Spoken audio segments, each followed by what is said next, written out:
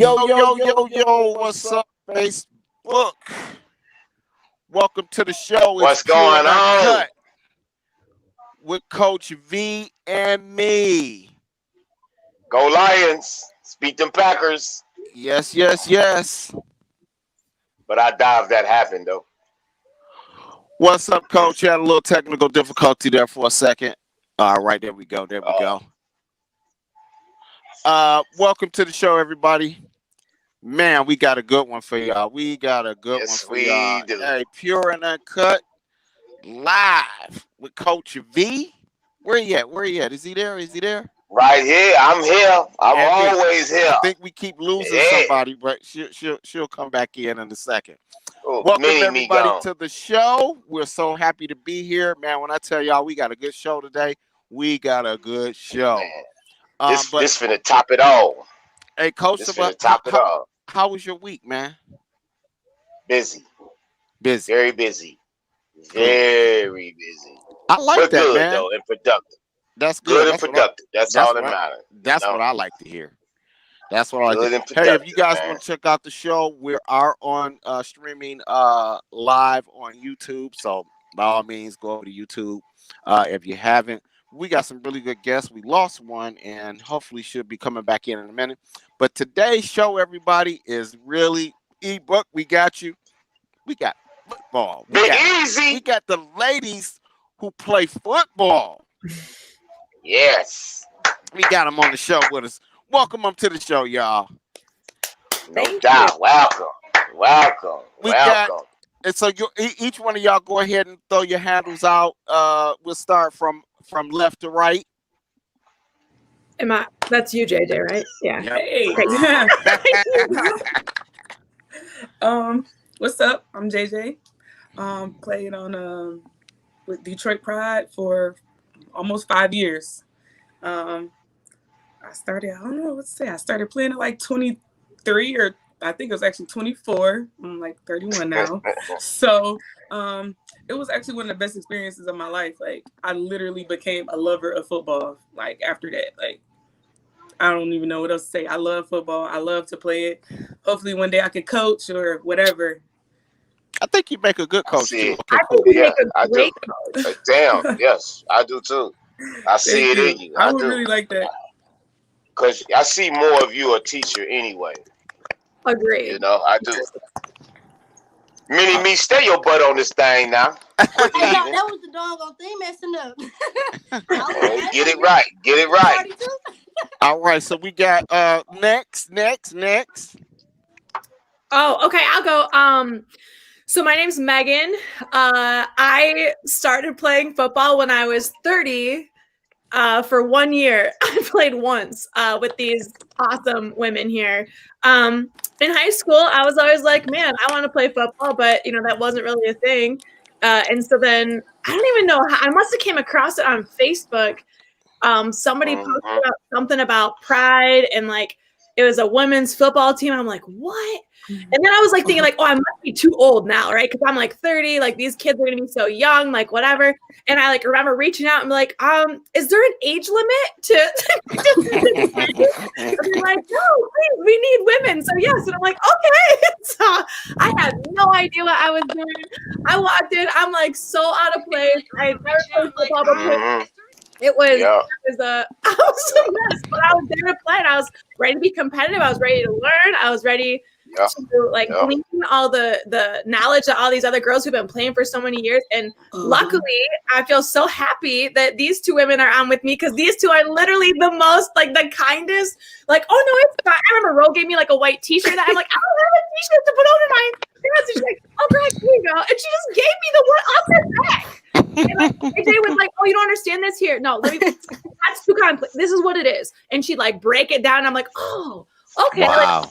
Like, the patience and just like the inclusivity I felt was just unmatched. Any kind of athlete, athletic, any kind of endeavor I've ever done. So cool. I love them. Go ahead, Ro. We love you too. And we got Ro. Go ahead, Ro. Tell everybody who you are real quick.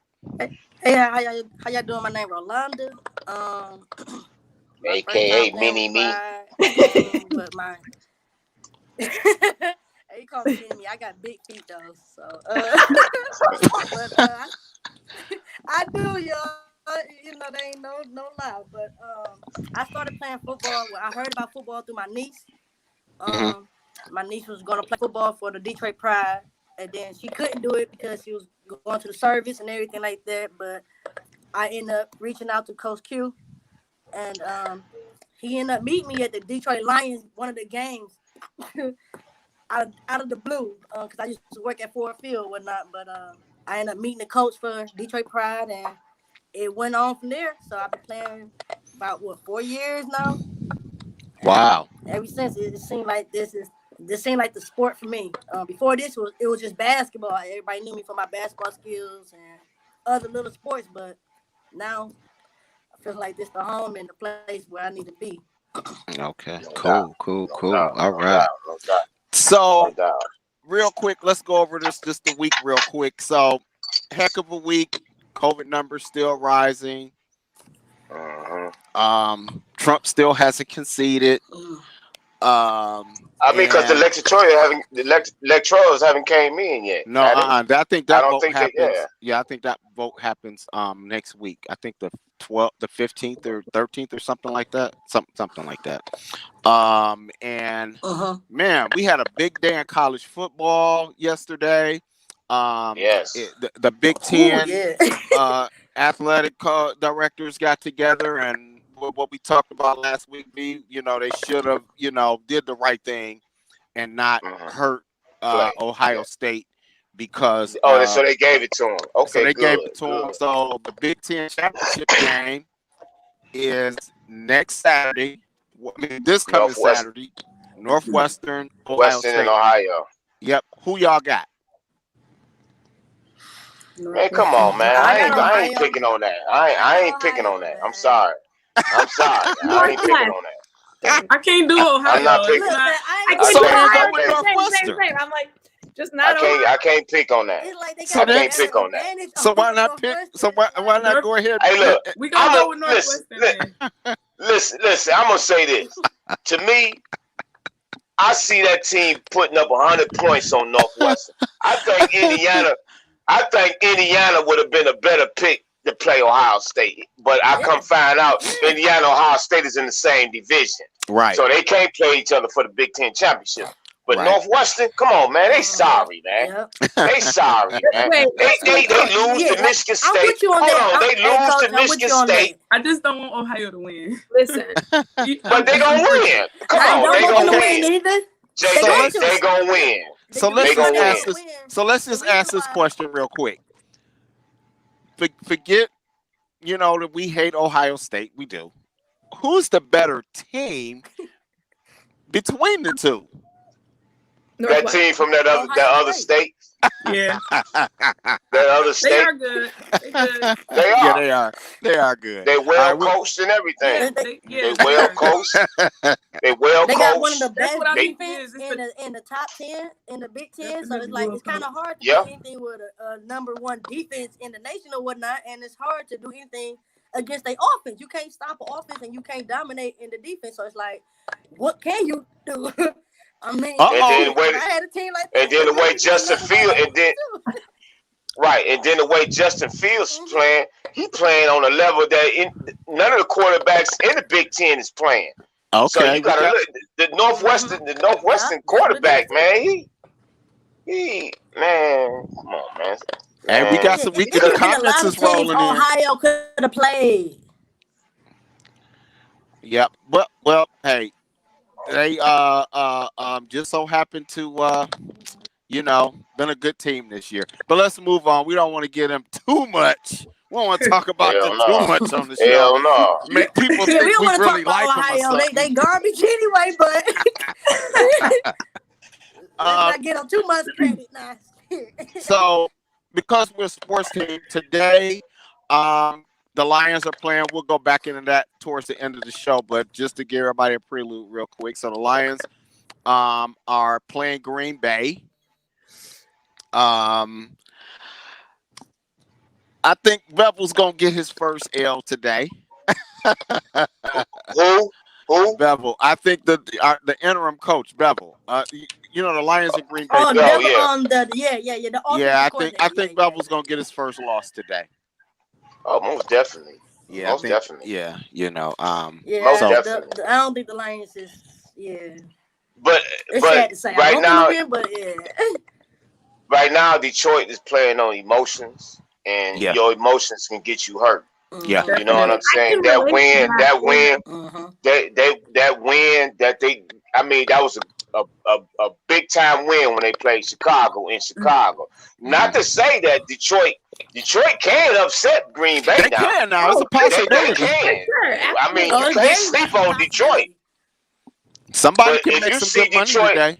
If you see Detroit take a big lead in the first quarter, you can count that out. Yep. If they take a big lead in the first quarter, you can count that out. And Will, you always said that with Coach Will. Every time Detroit get a big lead in the first quarter, the first half, what happened? Third, fourth quarter, they That's so fourth true. quarter, They throw it away. But that has a lot to do with coaching too. I mean, I'm always gonna put it on coaching. I think so too. When the team can come out and they can, start off at a good pace. Again, it all comes down to for me, it was all about play calling, and once you your team's in a groove, my thing is always put your team in the best position to win. Yeah. I think we got a caller coming in early. Don't take the gas off. Don't take the foot off the pedal. Good morning, caller. Good morning, caller. Welcome to the show. What's going on, Big Ed?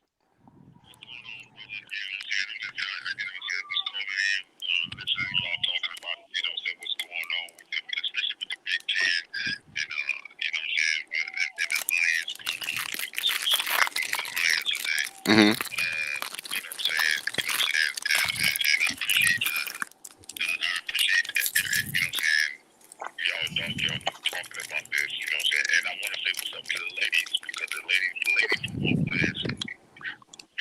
What's going on, man? All right. Rose said, "What up?" No doubt. Do you have a question for the ladies? A specific question you want to ask them, Ed? Because with me, being an ex-football player, I want to say ex-football player, played on Navy and everything like that. What inspired them to actually, That's a good question. Who want to crack at that first? That's a great question. I missed it. I didn't get to hear it. The question was what inspires y'all to play football? Mm-hmm. That's a good question. For me, all right, Ed. Thanks a lot, bro. Keep tuning in with us.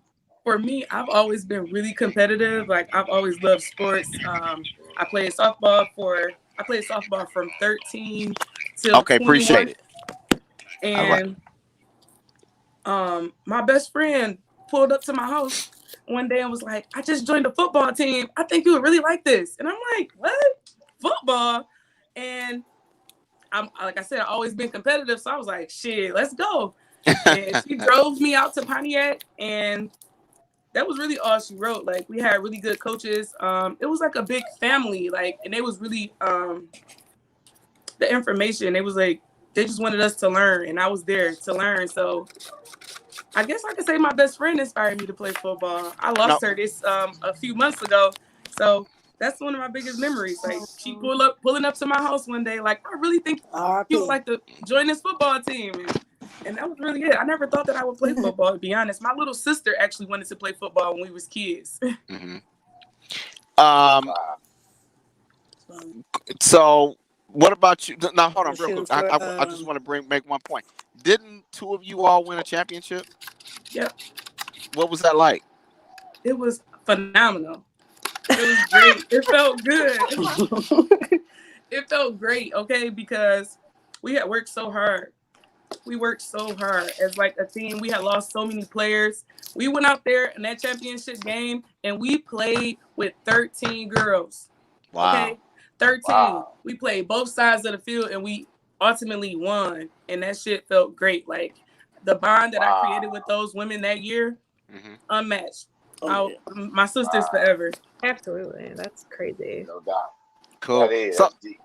So of course, we a lot of people say, why? So what do y'all think is the reason? Because one of the things I've noticed is that we haven't had a lot of talk about women's football here in Michigan since the demolition. And of course, my cousin, she played for the demolition and everything, and so that was really big hype. What do y'all think is the reason that there's not enough hype for women's sports? They too scared that if there is enough hype, we're going to take over popularity. But yeah, I think the word haven't got out. Yeah, I think it's that people don't take that serious at all. When I'm gonna tell y'all can hit, the ladies can hit. So just so y'all know, and they want us to be naked too. Whenever I tell people I play football, they're like, lingerie, right? No, I'm not taking my clothes off. That'd be the first thing come out their mouth, lingerie. Yeah. First thing. And I watched it. I mean, I'm not gonna take it. And what I say to them, go ahead, Coach. Now lingerie get down. I was about to say, now they do get down now. Yeah, they do ball. Because a lot of the women that play in the lingerie league, they come from women's football, Mm-hmm. Yeah. But I really think that we don't get enough recognition. Just like women basketball players, like nobody really they get paid really low. Like the margin between women basketball players and male basketball players is crazy. Yeah, but I think it's just gonna be one of those things. Like we don't they want us to be, ladies. But they are making making some good strides now. Because, they are. In the WNBA, they have they have their union, their players union, and they just got a new CBA collective bargaining agreement with the WNBA, and so the ladies are making more money. So nice. I think with everything, I think it just takes time. But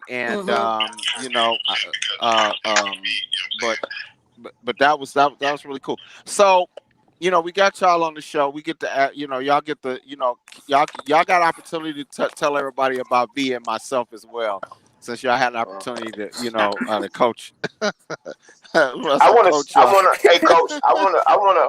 I want to bring something up that I had, because I know we missed the topic about talking about what things that transpired in the news. Oh yeah. It's an incident. It's an incident that happened, and it really. I mean, if I was in Florida right now, I'll go hunt this cat down. It was a little league game going on. Hold on, before Coach, hold on 1 second. Hey, folks. Coach V's views does not necessarily reflect those of Everett Studios and Pure and Uncut. No, it does not. This is my views. My views. Let's get this to my views. No, but seriously, disclaimer. As a coach and a teacher of the game of football, my one thing is you never put your hand on the player. I saw that. Because you can do whatever you want to do.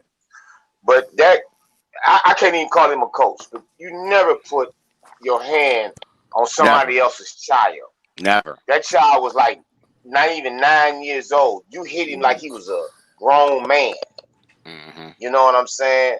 And now they finna come out, and me and E, we talked about this, and I seen it on ESPN that they are going to start doing background checks to all little league. Yeah. But here's the crazy part. Let me give big props because I come from little league. You can't coach. You can't step on the field. I remember B, you was talking about one day. You were saying how you went to a little league game. You want to go down the sideline. There's you can't come down here. Right. If you don't, Pal takes everyone through background check. If you don't pass a background check, you can't be nowhere on the field. You can't be nowhere around kids.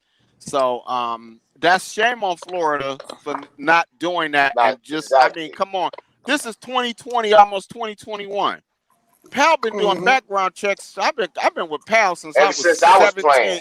Since I was 15 years old, 14, 15 years old as a player, and then as a coach, we've been doing background. So that's shame on them. Probably that's why their numbers are so high with with child abductions and things of that nature, and things happening to kids because they're allowing people to be around kids that just shouldn't be around. So shame on Florida. Good that they're finally getting caught up with them. But still, I wouldn't care. See, down in Florida, I lived in Florida, and football is big there. It is huge. And especially in Little League, they gamble. I'm talking about thousands and thousands of dollars on Little League games. Yes. I'm talking about they gamble on it. And I don't know, maybe this team was losing and this player was, but you never put your hand on a player in a violent way. Period. You never do that. And what that man did was wrong, and I hope they bring criminal charges up against him for doing that. And I think they are. If they haven't, then they need to bring criminal charges against their damn and whoever was the parents there at that time, they should have been off the benches. They should have been off. I know I would have. Yeah, they should have cleared the whole. I couldn't watch it, y'all. I couldn't watch that whole video. I didn't either. I couldn't watch it either. It was so intense. I was like, it was. Like, I'm all for like firm coaching and stuff because I'm that person that likes to coach that yell a little bit like, what the hell you doing? But that was over. That was overkill. Yeah, that was. That was. She said overkill. It was. It was. It was. I was just thinking of the word, and that's all. But he could have knocked that young man. Would have started. I would have been, if that was my child, I would have been worried about his ego being scarred. Like that was just too much. It was. I feel like even if that wasn't your child, JJ, you'd be like, excuse me. And you said something too. JJ. That could traumatize that young man. Yeah. He might not even want to be on the football field no more. Basketball, baseball, anything. Yeah. He might not want to play sports no more. Yep. And so that brings me. I think as a coach that's laying hands on a kid, that is not about the kid anymore. That's about the coach. That's the important part there. That it's not. What do you think you could possibly solve by putting your hands on another person? That is not about that other person. That's about you, your control issues, and your anger issues. So that leads me to my next question I got for each one of the ladies. What has been your experience with bad coaching? Without saying names, give an example of some bad coaching. Name. Oh man, say the name. Man, so there's a guy coach G. High school when I transferred from Northwestern High School to Consortium College Preparatory High School, I had a bad coaching experience, and it's like, the dude was just very disrespectful as a man, and I'm like, I had to walk away from basketball, and I came back in college, and I walked away from it again because I experienced bad coaching. It's like coaching staff don't understand the difference between a good player and a great player. It starts with the coaching. You know what I'm saying? It starts with the higher power. You know what I'm saying? I'm supposed to look at my coach as a mentor, an older father figure, a brother or a sister figure. But if you talking down on my name and you disrespect me, putting your hands on me, that can make me change. And that made me walk away from basketball and started playing football. Period. Right there. It was a bad coaching. Yep. Wow. Megan, what was your what? Can you give us a kind of experience you had with bad coaching? I have two different things to say about this. Number one, just in the beginning, because you got to think about, with my experience, it was just the 1 year with you guys and some other coaches. And what my experience was I was completely new. I didn't have any football knowledge. I didn't have when you guys would be like, oh, run this and do this and go there. And I'm like, I don't know what that is. It was so frustrating at some points. And I know Coach V specifically, I'd have conversation. He'd slow down. He's like, I'm sorry. This is what I want you to do. Because it's like, you guys are in it all day. You know football like the back of your hand. I didn't know anything. So I felt so behind that I was like, you tell me to go do something, I can't even go do it because I don't even know what that means. Mm-hmm. So it was constantly reminding my coach, can you please explain that? Can you please go over that again? Can you please tell me what that means? I'm not afraid to do the work. I just didn't know what it was, do what I had to do. And the second thing was I didn't have the same experience. Growing up, I didn't do a lot of sports. I had a different thing. I couldn't do sports growing up. So I didn't have a lot of experiences with coaches. So when there was a coach who we won't name, that we had that was so disrespectful. I was shocked. Like, I'm a 30-year-old woman. I did not come to play football to be told that I was like a slew of like I'm sitting here like, are you what? Like, is this real life? Like, you think that's gonna make me want to come back every day? You think that's gonna make me want to work for you? Like, right. That to me is just, that was the most, it was shocking. Like, where's the psychology behind that? Where do you think that that's going to make you want to come back and play for you and come back and work harder for you? That was not, that to me is just, I don't understand that. I don't know. So for me, I know what that queen. So for me, I'm gonna go from the top, from my beginning, like when I first started. So I used to think I'm gonna say this person because I love Q, okay, and I love Coach Q, but when I first started, I did not like Coach Q. I didn't think that I don't know, but I seen growth over time. That man evolved, and he is an awesome coach. He grew up throughout his coaching, of coaching women. I don't know about the boys and stuff like that, but I feel like it's a whole different experience when you coaching women because you're dealing with emotions. That is so true. Women, independent women, so you feel true. me? All this other different stuff. But I didn't have my first bad coaching experience until, like Megan said, this guy came along. He was disrespecting my sisters. We ain't gonna talk about football play. He was disrespecting my sisters.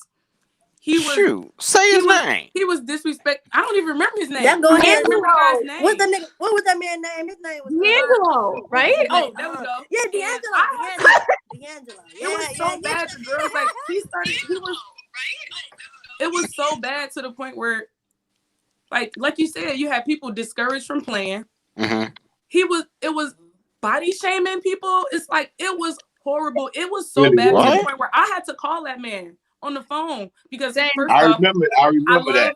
I love my people. I love my teammates. And when it comes to this family that I've created, that's been created for me, like, I love y'all for real. Through and through a mama bear, yeah. You're not about to, and then not show up to the meeting. I had to call him. And get that straightened out. He never came back after that. That was the one thing. That was the one thing that I did like about JJ. Man, she did not have a problem pulling you to the side and giving you a piece of her mind. That was the nicest way. Intentional. He knows what she's thinking. She thinks about it, and she's like, I feel 100% this way, and I'm gonna tell you my truth, and that's it. Like, I wish everyone could be like that. I remember that situation with Megan when her and I we were going over. Too. Yeah, you have to. You have to have thick skin. If you don't, I mean, because to me, coaching is you're a reflection of the player, and the player is the reflection of the coach. Mm-hmm. So I've always believed in that, and I've always lived by it. I remember the time when I think we were working on kicking with Megan, and I remember the first, she was like, Coach, look, and I was like, no problem. What did I tell you, Megan? If you got to ask me the same thing 1,000 times, I have to figure out, it's my job to figure out 999 different ways to answer that question. Yep. Right. Until you get it. The other key part about kicking too was because you guys were like, oh, we want you to try kicking, and my confidence was like less than zero. Yes. Like, I've never kicked a football. I don't know what you're talking about. It's important to build that confidence in your players. So you were like, I don't want you to kick the football X amount of yards. I want you to just kick it. I don't care if it goes in a field goal, just kick it. And then it was like, okay, I kicked it. Okay, now try and do that. So it was like you take it step by step, and that's how you build up your athletes' confidence. And I think what JJ said about, like, that's so important that coaches need to.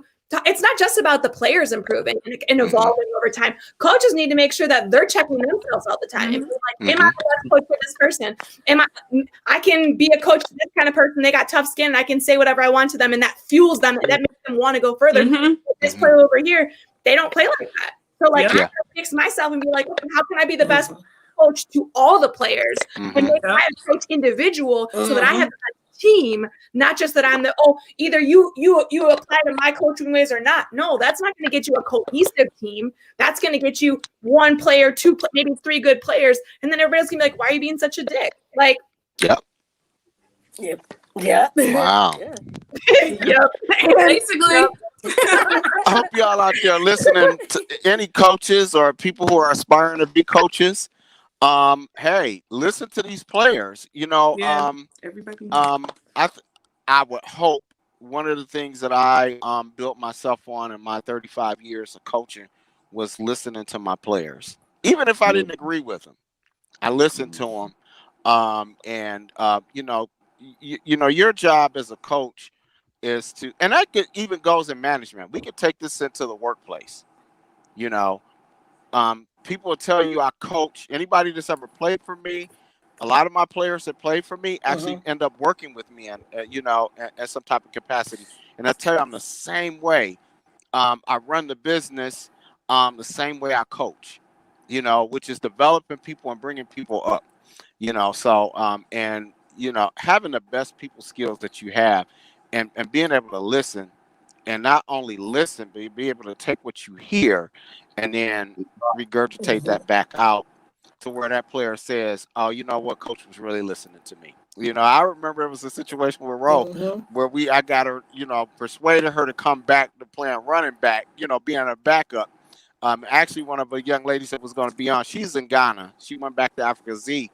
Was going, I think she was going after her master's.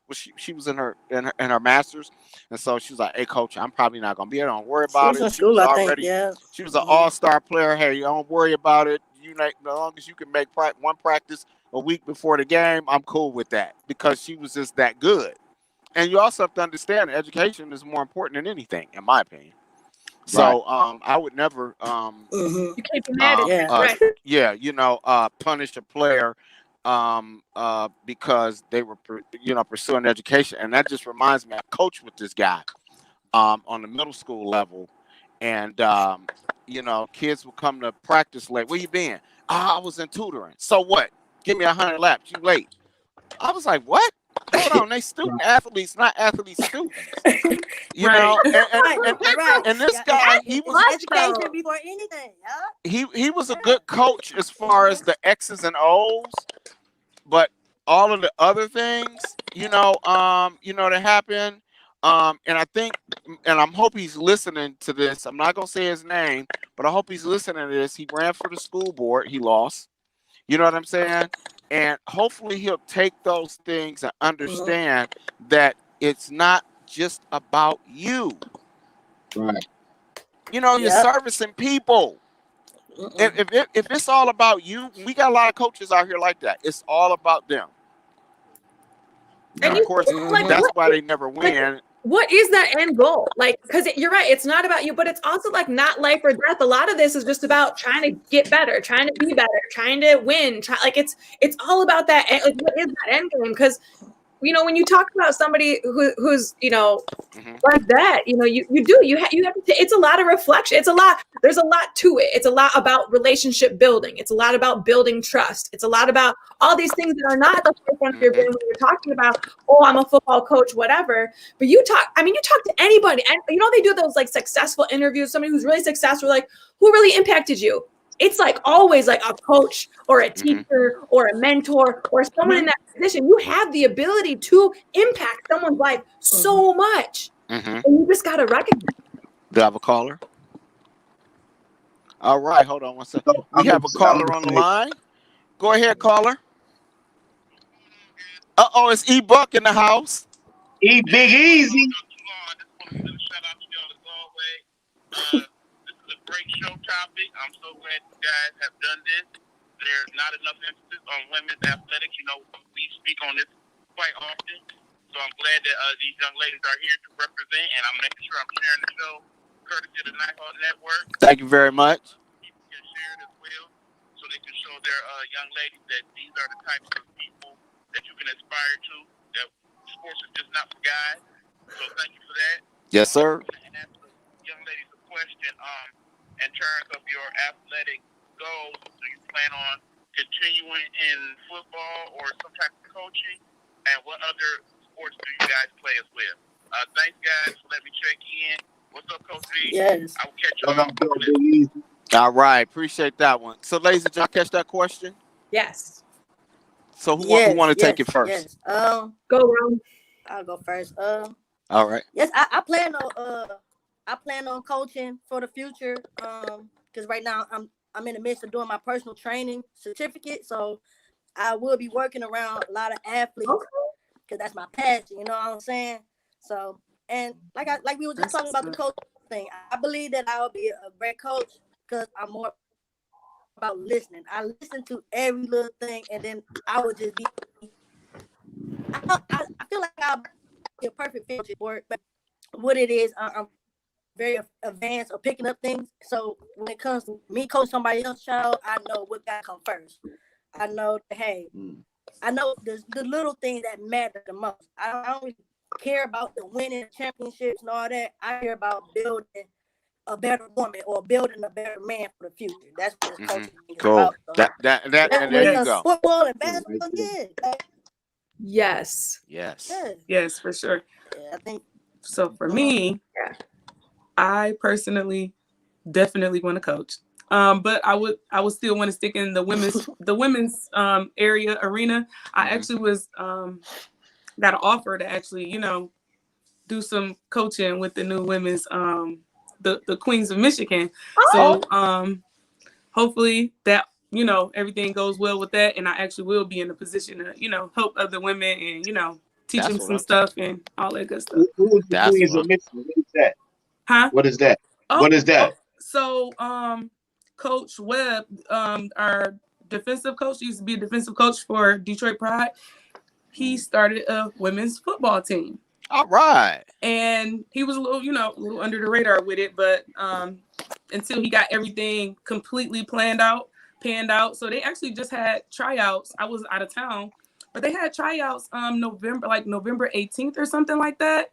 So he's building a new women's football team. They're trying to do it, a little bit different, and change the game for us actually. So well, we definitely gonna bring him onto the show. Link us up. We can bring him onto the show so we can help promote and get get the ladies out there. That'd be really dope. Megan, you want to take that question too? Yeah. So other sports I play softball recreationally, which I love.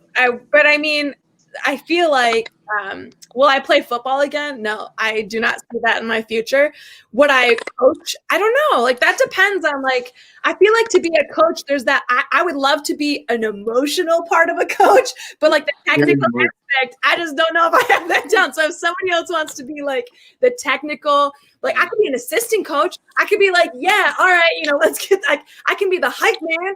But I don't know if I could be like that. I don't have the expertise in any sport to be the person to be. But I love, mentoring and, hanging out. There's a lot of different things I do, volunteering in other ways that are in that mentor capacity. But I don't know about coaching specifically. But yeah, I play softball. And we love it. The softball team I'm on it's competitive, but not competitive. It's not competitive level, but we just have fun, it's just, and that's the kind of sports that I love to play where it's just we're laughing so hard. The amount of times that I'll hit a triple, I don't know, once in my life. And I'll get to third base, oh, did you see that? My mom comes to all my games. I'm like, did you see that, Mom? It's just we have a ball. It's just, that's the kind of sports that I love to play. It's not as much pressure and stuff like that, but yeah. So I don't know. Cool. And I can say this, having had the opportunity to coach these young ladies, all three of them honestly would make good coaches, even though one doesn't realize it. That looks like a teacher. She really is. The advice that I give to you all, though, to be a good coach is always remember that the game is always going to constantly evolve, and you still have to stay students of the game. I was actually able to take one of the players to I think Michigan State football coaches clinic, and she was just blown away. First you got a chance to meet Zantoni, and then the rest of the coaching staff, but you also got an opportunity to mix and mingle with other coaches. You're only the coach, the team that you're playing. You're only their adversary for that one game. the rest of the season, you're friends. You're exchanging ideas and different things. So that's the one thing I want people to understand, that coaches are only you're only the enemy for that one game when when I'm playing against you.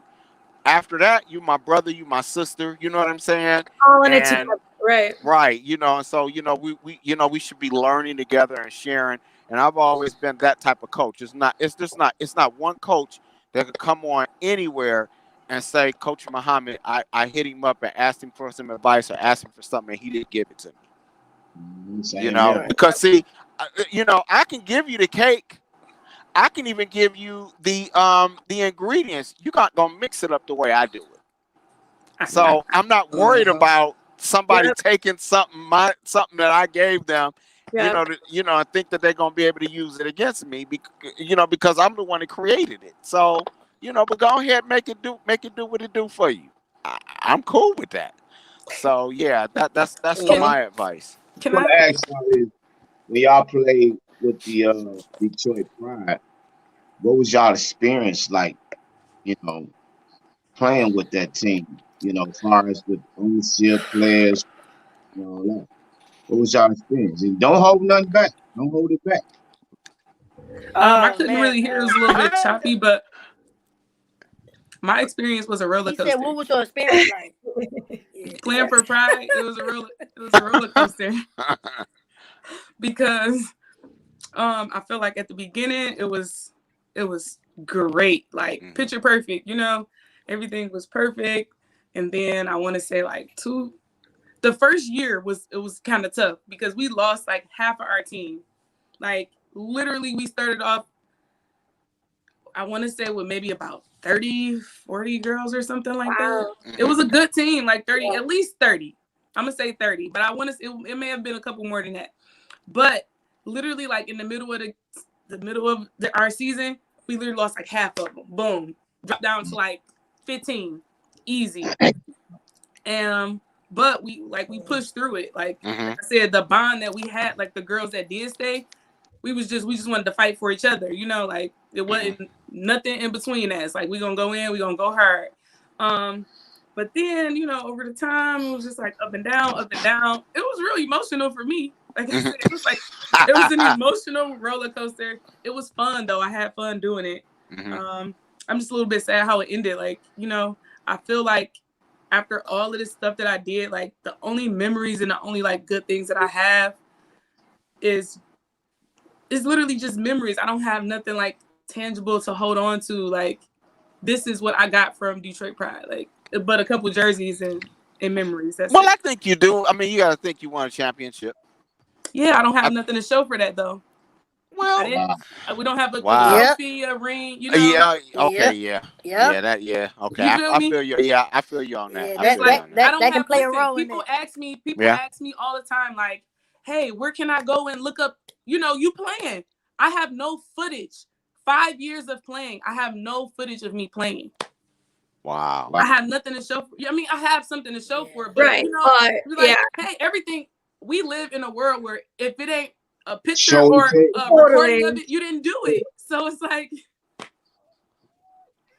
you're right. I agree with you. That's the only thing for me is that I can't be like, hey, go check this YouTube picture out of me putting this 400-pound bitch on her ass. I can't do that, That's funny because I have like one small piece of footage of me totally missing a kick, or like I didn't miss the kick, but like I kicked it with somebody like blocked it.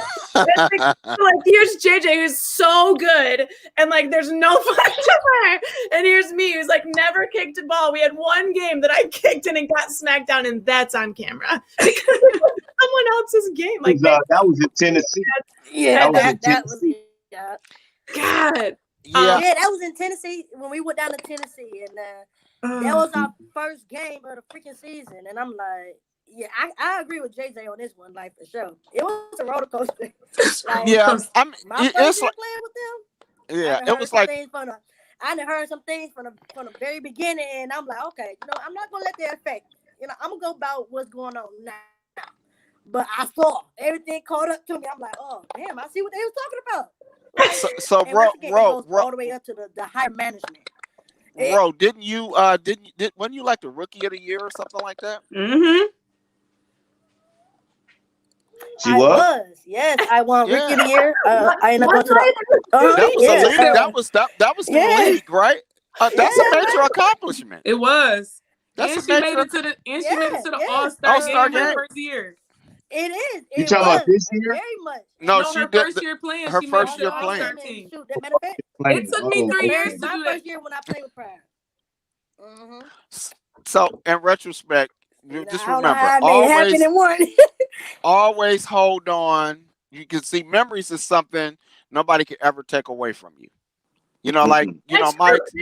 That's true, and I just want to say, I agree. I just want to echo what they said about experience. I mean, I was only playing for 1 year, but it was definitely a roller coaster as well. But I just want to say, one of my best memories was Coach Twan. Obviously, like Coach Twan was like, man. Yes. He kept me on. You know what I mean? Like he just had such a kind soul and. Just like such a true way about like when I would be like it messed up in the house. Thank you, Mr. Taylor. Like, listen, this is what you need. This is all it is. Like whatever. And it was just, I really love that guy. That really made my experience like. Yeah. And I feel so good because you know this is where I get to toot my horn on Twan. I actually interviewed Twan and hired him. Oh, thank you so much for that. That was such a blessing. That was the best 2 hour. I've interviewed a lot of coaches, you know, to coach with me, you know, in my years. And he was one of the best 2 hour. That was a 3 hour. And he was just so into football. He really loved it. He lived up. I mean, he would call. I know after like halfway through, him and V got this really great bond because Twan left from coaching the offensive line, you know, to moving over to defense. And again, I was one of the people saying, "Hey, Twan need to be the defensive coordinator." Unfortunately, after the departure the way Coach Smoke left, and because V was happy just doing what he do, and I was like, cool, but. So when I first said, "Hey, D, man, you need to be the D," he's like, "Nah, man, I like to be able to move around." and moving around, he did.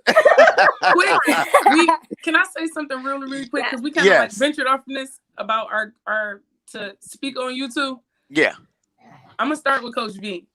Coach V, man, you do not know. Okay, because like before you, we had like younger coaches. You feel me? Like, they need a little bit more seasoning on them. You feel me? Not to downplay anybody, okay? Mm-hmm. But you was a veteran at this. But let me tell you something. You don't know how much joy and excitement I had that first day when I came and you was on that field. I ran out there and I didn't have something. He was like, "What you doing?" Yeah. Oh yeah, I remember that. Exactly what it was. I'm like, she left her helmet in the bleachers. She left her helmet in the bleachers. Yeah. She's like, "Where your helmet at?" I'm like, "All right, yes, Coach." I love that energy, and that's the energy, that's the energy that I have been looking for, like the whole time that I was playing. Like I said, I played softball for so long, and my coach was my softball coach. He was one of them coaches, like he'll dig in your ass, but he motivated you at the same time. Like, you feel me? My coach used to bribe me with hot fudge sundaes to get like to make it home, like run fast enough to steal home base or whatever. So I got that same energy. Like it was a little nostalgic when I got on that field and you was like, "Come on, let's get to the business. Why you ain't got your shit ready?" I was like, "I'm here for it. Let's get it." And then Coach Will was just so damn cool and smooth. That's him. He was very thorough, like you said. Like he's really good at explaining stuff, very thorough and understanding. So it was like the perfect blend for me. I like both of you guys coaching. And it was fun because everybody thought B and I hated each other. Yeah. Because we used to go, me and Coach Will used to go at each other, but people didn't understand that we had the same philosophy Same teaching method, but we went about it differently. You know what I'm saying? Coach Will was the calm. I was all over the place. You know what I'm saying? And we clicked real good, but while everybody else thought that we was beefing. You know what I'm saying? That's the And I want to say difference. this. That's not normal. I never thought that me and Coach Will be doing a show together. He called me up. I was like, what? I'm sorry. You serious, man? You know? You know? And look, the chemistry is there between me and him, man. You know what I'm saying? Unmatched. I enjoy every moment, you know, being on the field. But I want to say this, Megan, when you came out there, you was discombobulated. You didn't know what to do, how to do it, where to go, none of that. One thing about you, Megan, is that you stayed with it. Yep. You stayed with it. And Megan Megan was the best player that had the great footwork. Her footwork, oh my God, from that ladder to the hurdles, I was like, she kept with it. You know? Very receptive to the information. The loss there is I'm sitting here like, okay, so what does that mean? Like, I'm just like, you're a good athlete. That's what it means. You're the shit. Yeah, that's what that means. Like when it comes. You remember this, Megan? You had cried on the field. I said, Megan, there's no crying in football. Remember that? There's no crying in football. Yeah, there was. A lot of tears up in there. Oh yeah, it was. It was a lot of. It was, but it was because that was the first time I've coached girls, you know, in basketball, and I've actually had a couple when I was in high school. I had in Little League. I had a couple of girls that played, you know, football, but to coach adult females, that was like, you know, my greatest challenge, and oh man, I just remember. Amina was supposed to be on and send her the link. She's gonna kill me. But my daughter, she was the whole reason that I came and coached. Yeah, she was the whole reason, you know, because I didn't coach my other kids, and you know, none of my daughters, and so this is an opportunity of a lifetime. And the fact that my daughter, when I coached her entire life, from 2 years old until I stopped coaching, she was at every one of my practices and games. She had her whistles, you know what I'm saying? She would come in and boop, boop, boop, boop. So the opportunity to coach her was like, wow. And V was her first coach. Football. V, that first day she tried out, I still got that video of V working with her. Yeah, I still got that video, man, of V working with her. And you know, my respect for V, you know, as a man, first of all, the first time I met him, the first day he came on board, and how open he was just about himself, I couldn't do nothing but have the utmost respect for the brother. And then to see that we've been coaching about the same amount of time, you know what I'm saying? And I was like, okay. So now I got somebody to compete with, because I couldn't compete. See, one of the things I want y'all to know, coaches, we can't ask y'all to compete if we're not competing. Exactly. So what y'all were witnessing really was two guys competing with each other. You know what I'm saying? We were competing because we needed that. I understood that. Yeah, and we needed that to go back out on the field. It's two ways to compete. You compete having respect for your opponent or your adversary, or you can compete and be disrespectful. Some of those other coaches were disrespectful. You know what I'm saying? You want to come in and you want to upstage the other guy. Oh, he don't know what he doing. Da da da da da. Well, you know, the first thing I did was I bought all my doggone championships one day. Hey, when you want to get this, when you want to holler at me, get these. Same thing. I can match ego for ego too. But that was the one thing.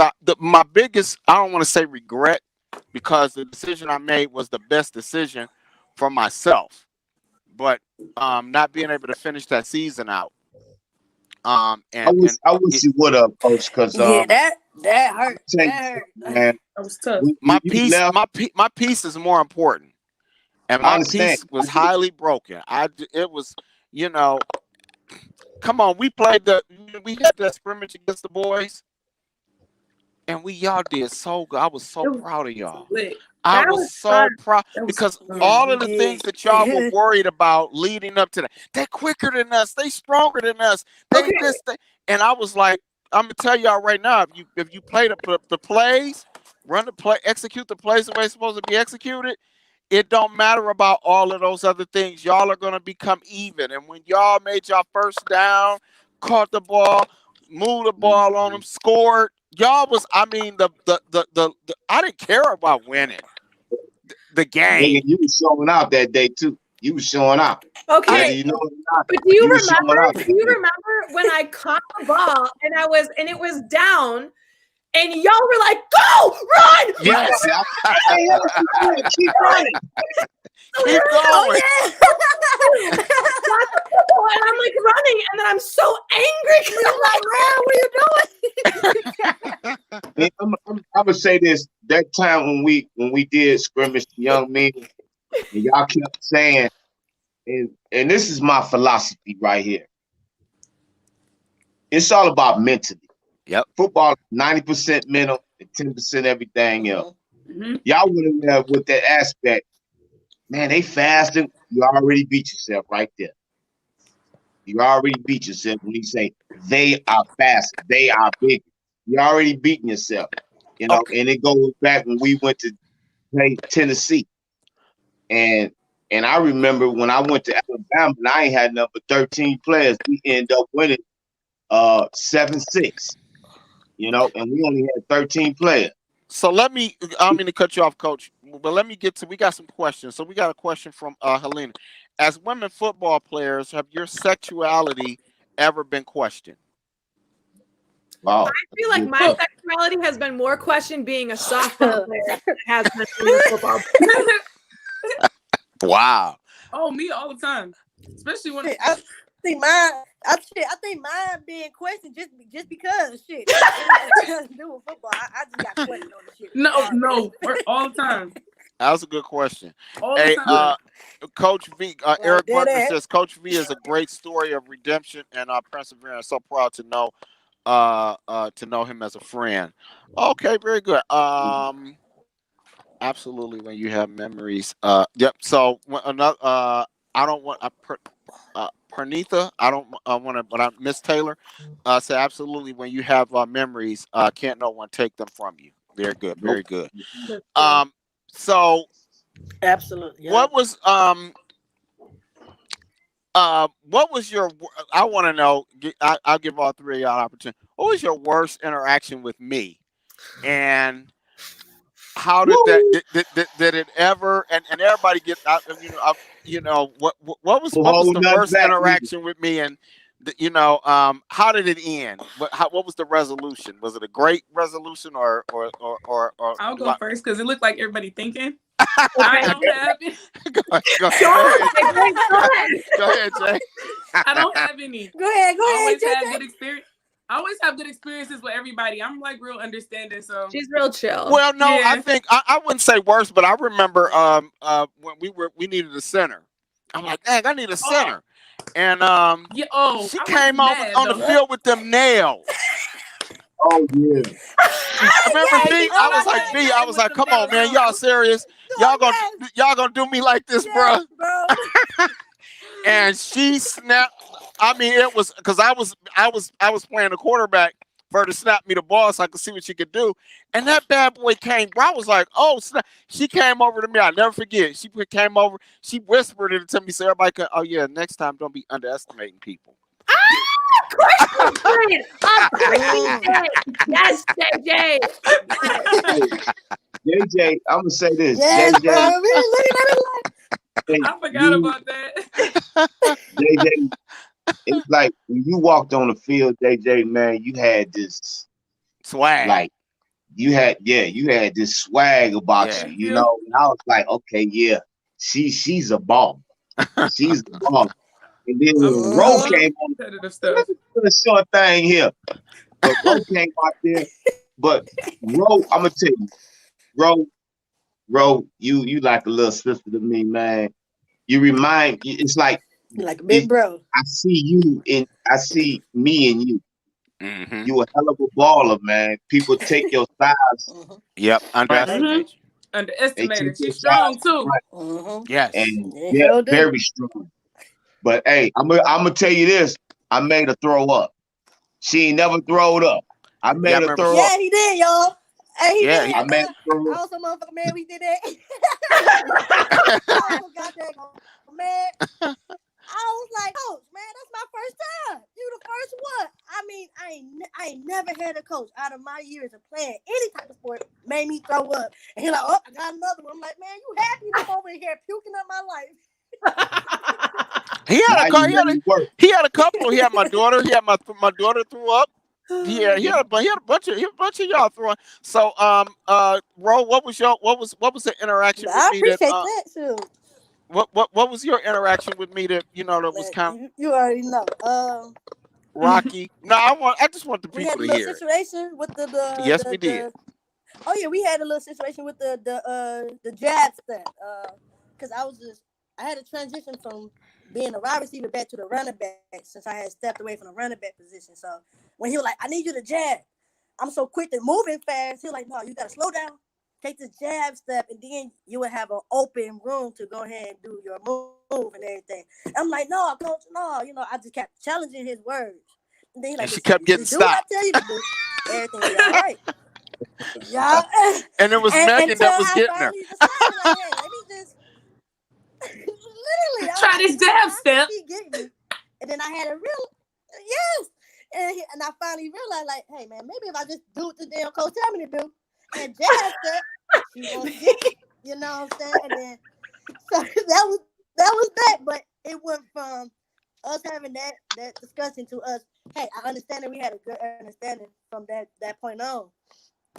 I had to trust in them. That's what it was. And one of the things, I was always accessible to my players even after practice. You know what I'm saying? Ro would be one of the biggest ones. She would text me, hey coach. I'd see that on my phone. Hey, coach. Here come another question. And Megan was pretty good. Megan was the same way. Megan was just. I remember V and I was talking about Megan. Well, the coaches we were talking about Megan, and I hadn't really seen Megan do anything yet. But V was like really. He was in the coaches meeting. Like, man, I'm telling y'all, man, this Megan. Man, she gonna be the bomb, and everybody's like, yeah, okay. Remember at first she had 4 left hands, she had 5 left feet, and she was kind of emotional. And I was like, man, I don't know. And but V kept saying, V, like, man, trust me. And I understood V because V was the same way how I was selling players. Like, hey, I'm telling y'all, she gonna be great at this spot. Bump, bump, bump, bump, bump, bump. When we get coached, like, nah, man, I don't see that. But again, y'all don't see what we see because y'all haven't been around as long as we've been around. Mm-hmm. And you just have to allow. It's like a flower. When you get the seed, you just see a seed. You don't see how beautiful it's going to be and how it's going to grow. But once you've seen a seed and seen what that seed looks like before and after, you know what you know what you got. And so I trust her. All right, V, man, if you said you said she gonna be the the bomb, then all right, hey, I'm like, hey, it's your defense anyway. And but hold on. Right. But after that, man, I was like, man, she got her footwork out cold. I was looking, so I was saying to other players, I went to Ro, you see how she working that ladder? You know what I'm saying? I mean, for real, I became a fan. I became not just a coach, but it was a fan. I mean, and this is on all three of y'all. Yeah, I did too. Like keeping it 100. Each one of y'all did. There were things that y'all needed to do different in your game, and y'all took coaching very well. That was the one thing that I liked when we didn't have this. Yeah, we didn't have the same conversations every week. Right. About the same thing. It was okay, cool. You got that. Now let's get to the next thing. Yeah. Now let's do this. Let's do that. And that was what was so fun about coaching y'all. I'm like my thing with JJ is always gonna be, I remember them nails, and it just kind of reminds you about not judging a book by its cover. I mean, but is it not judging a book by its cover, or is it not judging JJ by her? Because JJ can do literally anything. Like, put them like 5-inch nails on her, and he can still snap you the ball. Like, she's just like that level. So it's like that ass. So it's just I don't think I can do everything. I just think I don't got no whole bunch of fear, y'all. I'm gonna try that shit. That's it. And hey JJ, I remember that time when you did have them nails. I came over to you. I say, yeah, you'll be taking them nails off. And listen though, you already he came to me in practice. I popped my nails off in practice one day. Like, stop playing with me. Yo, you popped them right off. Like, she did. I was like, this ain't working. Yep. I'm gonna tell you what I said when she. I'm gonna tell you what. I'm sitting there in this practice, and she's got these nails on, and she's like, "Oh, this isn't working for me," and I'm like, "What? What is this?" Hey, V, you know what I said? Like, girl, don't that hurt? He's like, no. JJ, grimy, but she got swag with her grimy. That's how. She always came. Hey y'all, I grew up in the project. Turn the truth, okay? JJ always came. She always came here to play ball, come to practice. She always got players. Come on, y'all, all this bull crap. Y'all, come on, let's get this.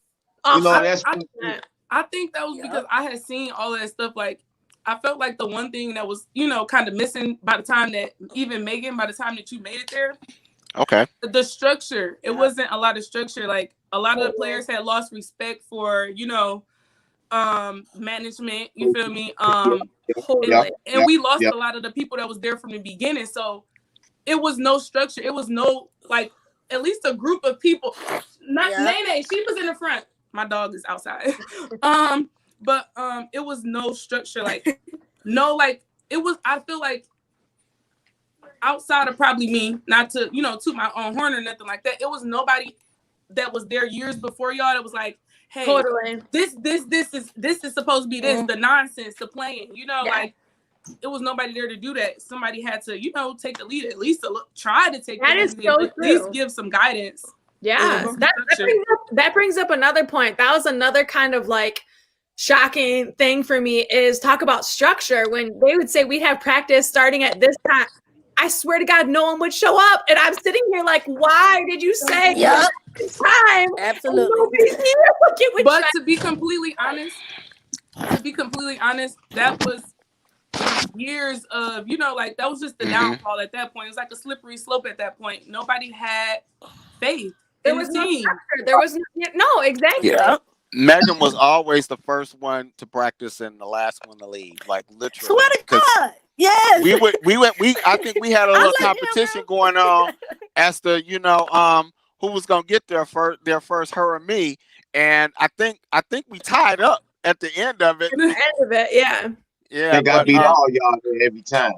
We got you. I was like the third player coming in. We got you a couple of times. If I ain't mistaken, I always had the field set up. If I ain't mistaken now. Let me think about it. If let me think about that, Coach. Yeah, because I mean, I take pride in always. My thing is, if you're on time, you're late.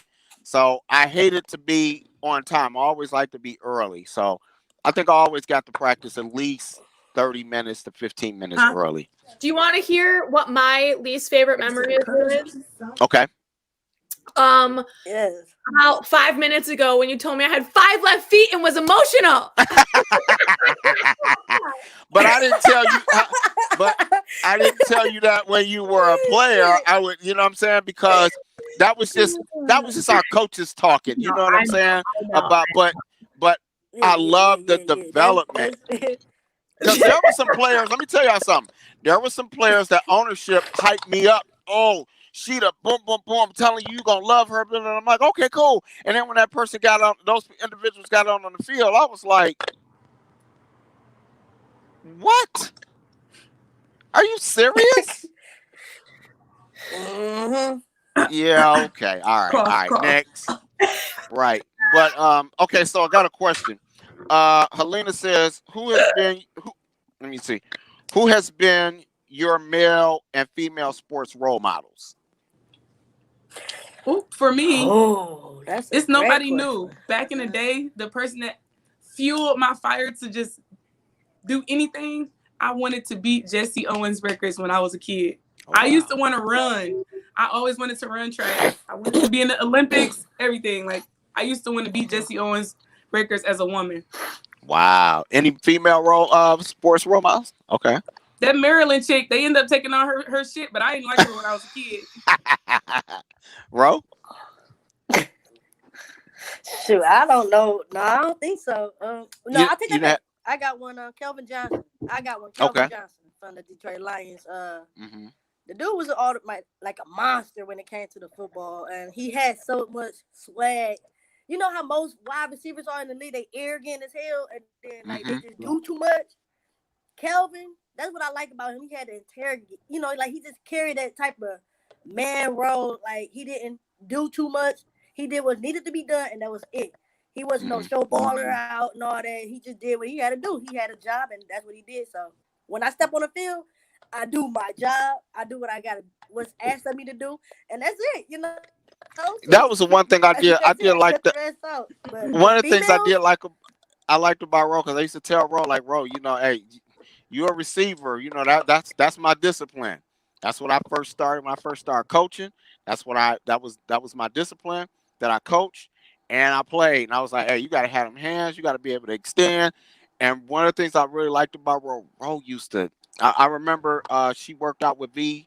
We worked with her, you know, on her route running, you know, to get her, you know, a little bit more. And then by the time she came to me, she was like, she was ready now. She could do what I wanted her to do, because it was my system was a lot different than what they had been used to playing in. You know, they was playing kind of like they were being coached little league style. I was like, well, this semi-pro, we supposed to be.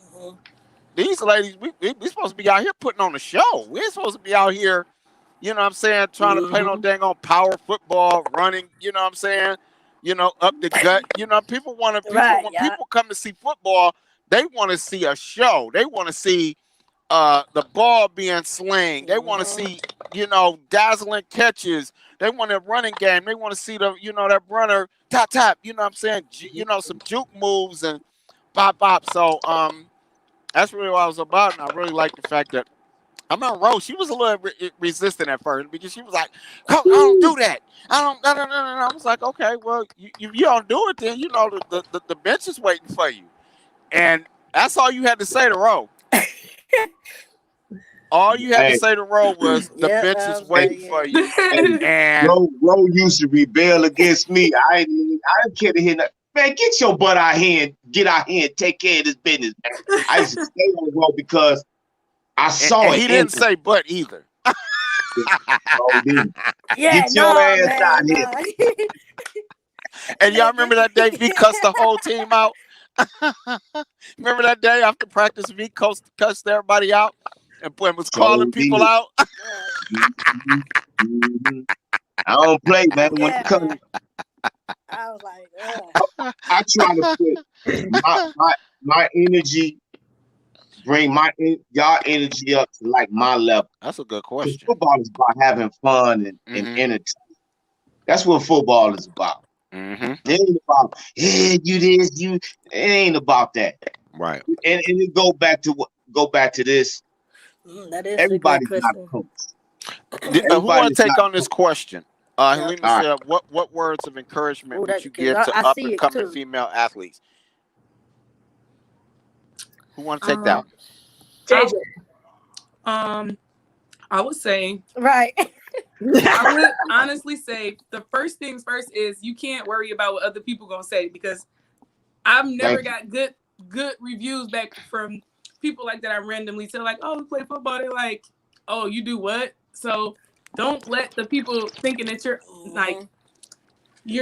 what was the word? Not capable. Don't let that don't let none of that stuff hinder you.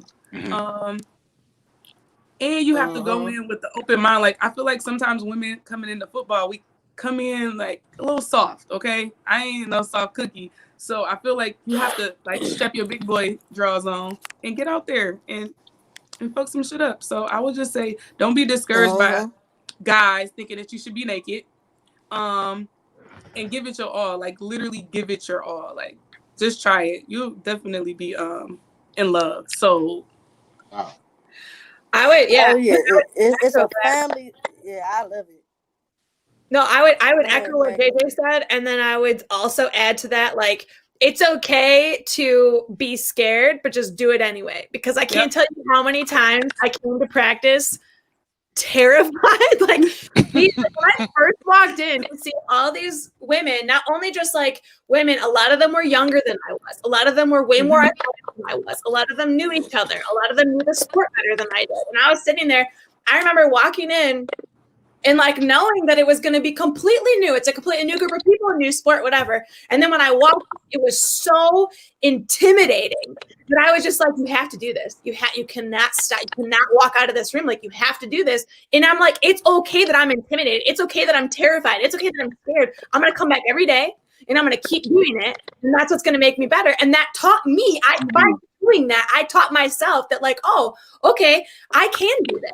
Because it's not about, it's about a choice. Yeah. And you find out you way stronger. You find out that you way stronger than you thought you were. 100%. Yes. And that's really what sports is all about. Like, everything that you all just said, that's really what sports is all about. It's about facing your fears. It's about what's the word that I hate being used? Can't. There you go. And it's another. Quit, no stuff like that. Try. Quit. I hate that word. Try. Oh, I tried. Try. Yeah. You're either gonna do it or you're not gonna do it. You know. Exactly. So that's always been my Nike thing. And that's for any woman out there right now that's thinking about it. I feel like go with your first mind. Don't let nothing slow you down. Don't let nothing hold you back, because I made that first step, and then it was on and popping from there. So if you give yourself that opportunity to open up your own door, then shit, why not? Go do it. Shit, I don't care if you get knocked down 20 times. Shit, you gonna get back up. Shit, you might as well. And some very beautiful relationships I was able to develop with a lot of you all after football. One, which is JJ. So let me tell everybody that's out there, the Damn Della video that was done, that I shot, JJ was my assistant director. She helped me get, just so y'all know, JJ has helped me with a lot of my artists. Okay, JJ. Yeah, and that was the thing. She was like, "Oh, you know what?" I told her, I said, "Yeah, you could do it." She said, "You know what? I probably can." And that was the one thing I like about JJ. She doesn't back away from anything. She takes on the challenges for everything. That's what I'm talking about. And then she started. He hit me with them too. Yeah. Oh yeah. I hit her with the challenges. Listen, y'all. I went home to be Coach Will's assistant, man. And I'm like, he interviewed me like he didn't know me, y'all. I was nervous as hell. I was so nervous, y'all. But literally, like, I don't even think it was a full week. Like 3 days later, he hit me up like, "Hey, can you hop on this Zoom meeting?" And I'm like, "Yeah, okay, no problem."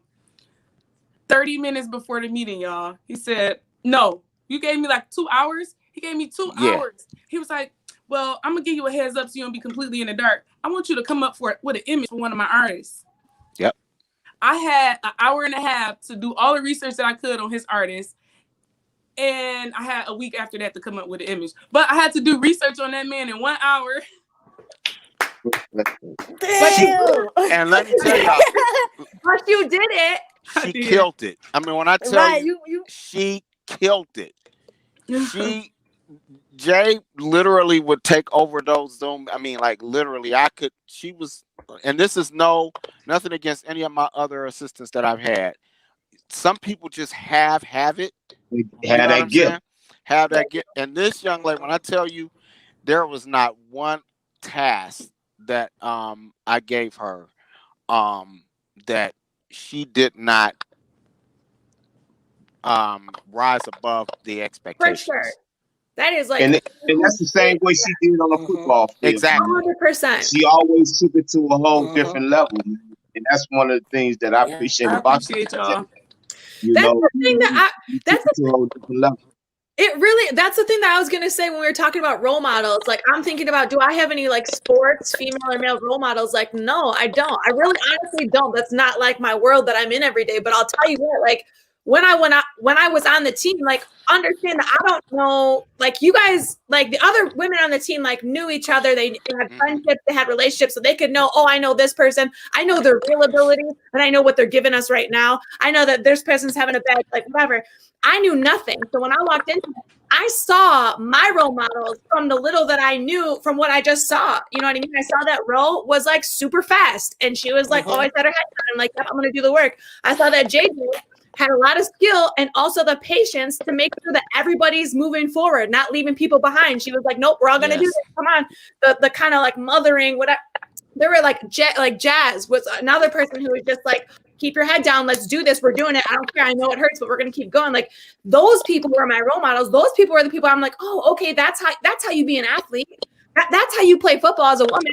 That's how, like, your teammates become the role models of this is what, you know, and you got to understand it. And you're going to do that for other people too. You know, I'm sure when new people came out, once I was a little bit further, like, they're like, oh, Megan's showing me. Like, you guys, always got to know that you're going to be the role model for someone else. You know what I mean? That's got to what drives your, like, how you be who you are as an athlete.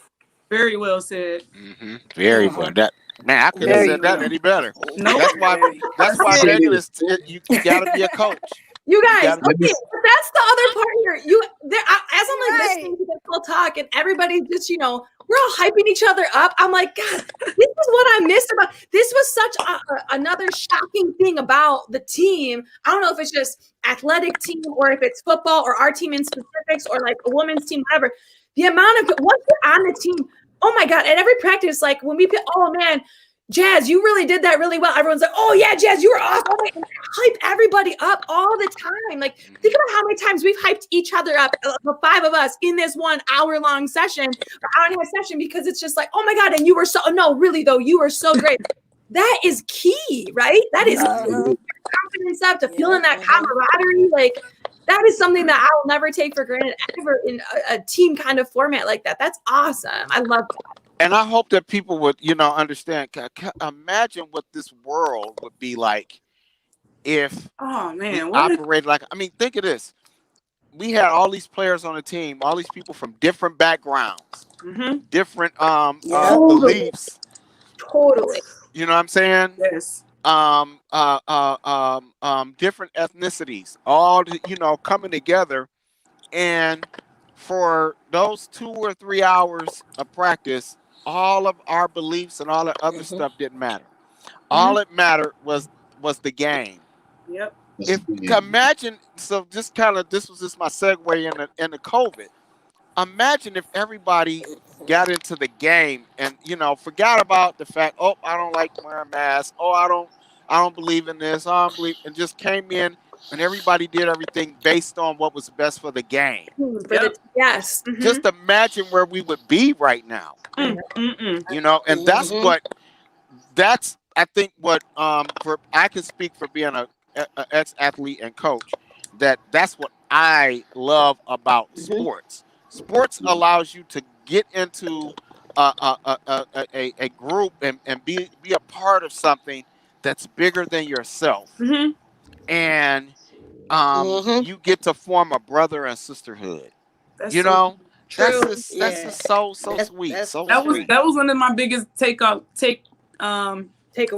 from this is the friendships and the bonds that I created, because I've always like kind of been I still am. I travel by myself. I'm very solo, you know.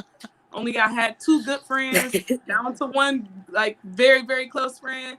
But my family though, I consider my football friends like just family. Like that bond is period.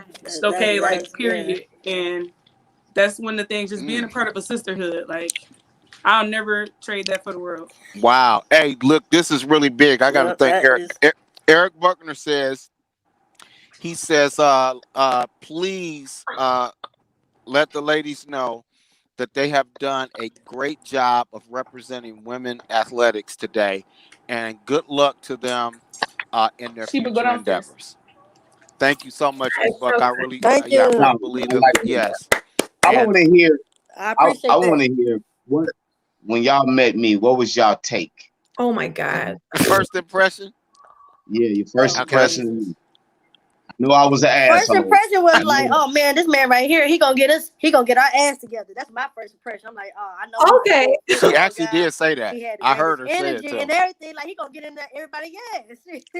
I saw it. Like when I see somebody as a coach and I see that, hey, this man is about business and he ain't about bullshit. He gonna get in everybody ass. He don't care if you're a female or a male. He want to see better in everybody. I saw that in both of you guys. I saw that. I'm like, oh yeah. When he get to acting hype on the field too, we're like, oh shit, we did something. Or he really hype about it. Like that's what I love. Hey, I remember Rove did make a comment or somebody made a comment. We girls, and what did I never forget. I think that was the first time y'all saw me fired up. I brought everybody to the middle of the field, and I was like, I'm tired of hearing this. You know, females. I was like, y'all football players. Last time I checked, so I don't want to hear this bullshit about. That's the first time everybody heard me cuss, and I remember a couple of eyes got big, like, hold on, did you just cuss? and I remember I told everybody, I was like, okay, y'all think Coach Muhammad is, blah, blah, blah, blah. Y'all do not want to see the ugly side of me, But yeah, I remember Ro. That was where she was like, "Damn, he mean business." Yeah. What was y'all first impression of me? Just seeing me. That's what I appreciate too. What was y'all first impression of me the first day? This cool ass coach. Look at this nigga with these glasses on. Yeah.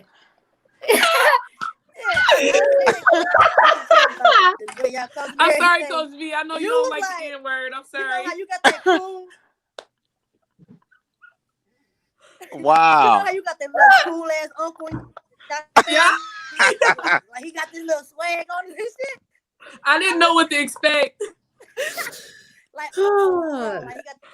I thought my first impressions from out of just like a personality wise, I see these men standing in front of us. Smooth ass uncle. Like I thought Coach Will was like, book smart, like nerdy, like, oh, I got a binder here and here's the play that we're gonna go, and then Coach V, I was just scared of. He's gonna kill me and not know that he's killing me. I would be like, I can't breathe. He's like, try again. It's just gonna be. So he's gonna kill me. Yeah. Impression of both of them. And that was cool. I like that one. She said he was nerdy. and that was a good. And he did have that notebook. He carried that daggone binder around him like his binder. Like, okay, let me see. Oh, it says here. I ain't never come with. Yeah, he had that. I ain't never came with a binder. No, Coach V, you remember one time you didn't have a binder. Will had it.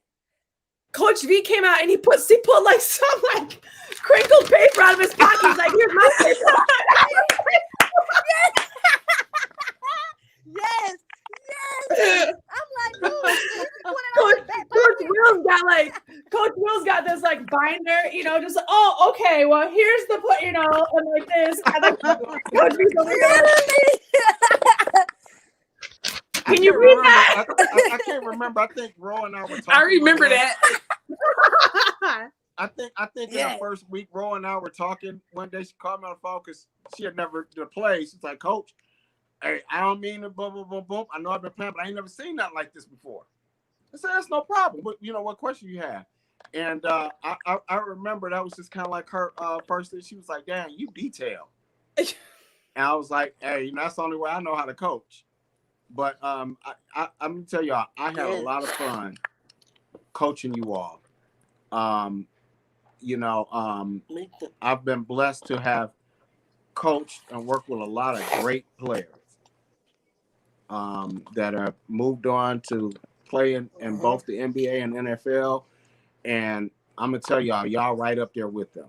y'all are right up there with them, because every time y'all came to practice, y'all came ready, and y'all always surprised me. I love my players to surprise me. I love to see them develop and do something different, and each one of you all did something different every single practice. And that scrimmage game, the only game I actually had an opportunity to coach y'all in a real kind of like live setting, y'all showed out, and I was so proud of y'all. And it was the toughest decision that I made, I had to make to cut that season short. It wasn't easy. I mean, it wasn't, but it's never easy. I didn't walk away from you all. I had to walk away from ownership. When it's so hard. There's a lot of stuff y'all didn't know was going on behind the scenes, but it's so hard when you have. They knew. Yeah, we have a good practice, a great game, and you get a phone call from the owner saying, "Yeah, but the players, you need to change this." The players still, and I'm looking like, brother, did you just see what them ladies did yesterday to them boys? So it just got to the point where if I'm not able to coach the way I know how to coach, I'm not doing it. That's like asking a player to play down to downplay, their greatness. You know what I'm saying? To appease somebody else. Don't run that fast. And so I was asked to make my playbook for you all to dummy it down all the way to C team. And I was like, these late day C team players, I'm not doing it. No. And like with me, with y'all, I stuck, I was kind of hurt when Will left, because he was on the same level as I was. And it took a lot out of me, but I stuck with it. I did it, because of y'all. JJ, when you left, I knew you had to leave because you had to take care of your daughter. You know what I'm saying? That was first and foremost there. But y'all, I was hoping that I brought the best out of y'all. You know what I'm saying? Yeah. That's what I bring to the table to make you better. I see a flaw, I'm gonna take that flaw and make it better. How y'all used to be and everything. But it was management that really, and then other coaches that was coming in, took the fun out, because coaching and teaching the game and playing football, it's about having fun. It's about learning. It's about the camaraderie. It's about the competition. And it went away. And we had our first game. I ain't gonna try to take up much time. When we went to our first game in Johnson City, I was hurt because I saw it in the eyes. See, I could see before a game how it's gonna turn out, and I knew that we was gonna go in there and get our butts and beat, and that's what happened. We went in there. Everybody was worrying about every other thing, uniforms. Worry about that. If we gotta go out there in practice uniform, we're gonna go out there in practice uniform and play and win. But that wasn't the mentality. Everybody was worrying about every other thing, and stuff just got discombobulated. That was me for sure. But I'm gonna tell you, my head was not Megan, I'm gonna tell you something, Megan. You're not taking nothing away from Bro, JJ, and Kim. Megan, you were an amazing player because you started from nothing. Started from nothing. You have a sensibility of football, the physicality of football, but you went out there and you determined. And then your passion went to a whole different level. Your footwork became way better than everybody else. Because you was determined to get better. I'm so freaking proud of you, man. Me too. And when you kicked that 30-yard field goal, you killed it, man. Yeah. And I mean, you got embarrassed in a lot of things. You know what I'm saying? You got embarrassed, but you kept going. You kept going. Yeah. miss JJ when she left, man, because that leadership. Oh, for sure. Yes. For sure. We didn't have no leadership. And you, Coach Will, you know that. Yep. We didn't have no leadership. When you got JJ, that killed the leadership. You know, not taking nothing away. Not taking nothing away from me. Yeah. Not taking nothing away from Sticks and all that. The Sticks didn't have the push players like it was so different. Yeah. It was different. Yeah. And bro, let me tell you something, bro. You me. You know, and it's you playing both sides of the ball. And when you got the Will, whether you know it or not, Will took you to a different level. When you got it was times you didn't want to listen to Will, Coach Will, but Will was taking you to a whole different level that you have not been. And I saw you growing back then. And you know what? I saw you growing.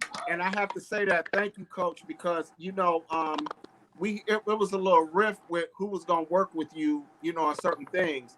And I remember when because B and I both were working with you kicking at first.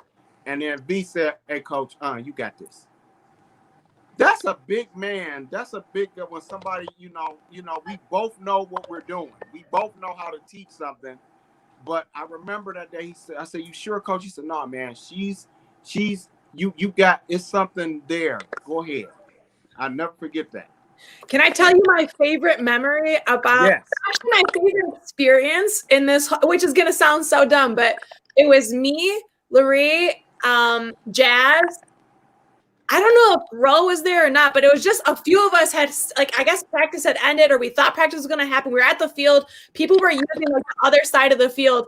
And there were these two dudes that were like using like a small area like, right in front of this field goal where we were at. And I was like, I bet you I could kick it from the 30-yard line. They're like, no, you come like that. I'm like, watch, I'm going to go show these guys. And so I was like, excuse me, can you move over? Because I want to kick this football from the 30-yard. And they're like, you're gonna kick it, and I was like, yeah, I'm gonna kick it, and I was like, can you just move for a second? They're like, okay, and I walked over and I kicked it and I made it, and I was like, wow! You went crazy. Best moment of my life. Yeah, that was lit. And that was the one I was about to say because she kept saying, "Well, Coach, I don't think I can kick it that far." I was like, Megan, if you just follow through the same mechanics, it works the same way no matter how far you're kicking the football. The game is just to get it through the uprights. Put that bad boy out on Jefferson. And I never forget, she went and she was like, all right, we're going to do this. I'm telling you. I remember the first two kicks, one went real wide, but it almost got there. I was like, I was actually like, okay, you see, I wasn't certain she was going to be able to do it. But I was like, man, we just got to do it. So when she kicked it the first time, but it went wide left, but it got there. I was like, oh, snap. And I went back to her. I was like, okay, what you think you did wrong? And that was the cool thing I liked about it. It got to the point where not us, but all three of y'all, I could go and ask you, okay, what'd you do wrong? Totally. And that's on good coaching. That's on good coaching. Yeah. We knew what we did wrong because we had good coaching. Yeah. Because I was completely intimidated. Snapping. You tell me, all right, cool. All right, let's address it. Let's go ahead and, redo it. And when she kicked that bad boy, I hated that we didn't have that video because it had nothing to do. And the other crazy part about it was that was a 30-yard. You kicked it, but it went almost 45 yards. I'm telling you, like it was rough. And I remember everybody kind of froze, and people that saw it but didn't like, hold on, did she just kick? And I remember B ran from the other end of the field. And y'all was jumping around, jumping up and everything. That was so cool. I was like, God damn, this girl got a leg on her. She I surprised myself. I shocked myself. It was between that and then another time. It was after we were done playing. I was in line at a Lions game. We were in line outside. It was super long. They hadn't opened the doors yet. and somebody was throwing a football back and forth, and I was in the middle, and they were throwing it back and forth, and I looked at my boyfriend Steven, and I was like, Steven, I'm gonna intercept this ball. And he's like, what the fuck? No, you're not. I'm like, yes. I'm gonna do it. I'm gonna do it. Just wait. And we went back and forth, and then it goes again, and I intercepted the ball. Hell yeah! Hell yeah! Hell yeah! Hell yeah! Hell yeah! I would have been laughing. I'm a football player now. I can intercept recreational catch. Like, hey, because she intercepted a lot of passes. That was my favorite. Yeah, it was fun. You guys, I miss football. You guys are the best people ever. You guys, this was just, Coach, thank you so much for having us on here today. This was sure. I feel so happy and just like on these good times in such a sad time that we're in. Like, this is awesome. Yeah, thank you so much. For sure. And that's what this was all about. V had been talking about it for a couple of, actually, since we got started. He was like, man, I'd love to have some of the players on. I was like, okay, cool. We're going to make it happen. We're going to make it happen. And last week I was looking and I was like, you know what? E-Book has said, man, I don't know, man. I think the show was missing something. And I was like, yeah, I think, we all kind of agreed, the energy. And I was like, we always do best when we have really good guests on. And it was like, let's bring the players on. And I remember Megan goes back again. When I hit Megan up, she was like, I don't know about that. And it took me back to when we were coaching, when I was coaching. Well, can you guys listen though? Coach will literally text me. He's like, hey, me and Coach V want you to join our sports live stream. I'm like, do you know me? I don't know anything about sports. No. And I literally asked I go, I can say that's smart about sports. He's like, oh, DeAndre Swift is coming back this week. And I was like, who is that? I don't know. Like, that's all. I'm like, okay.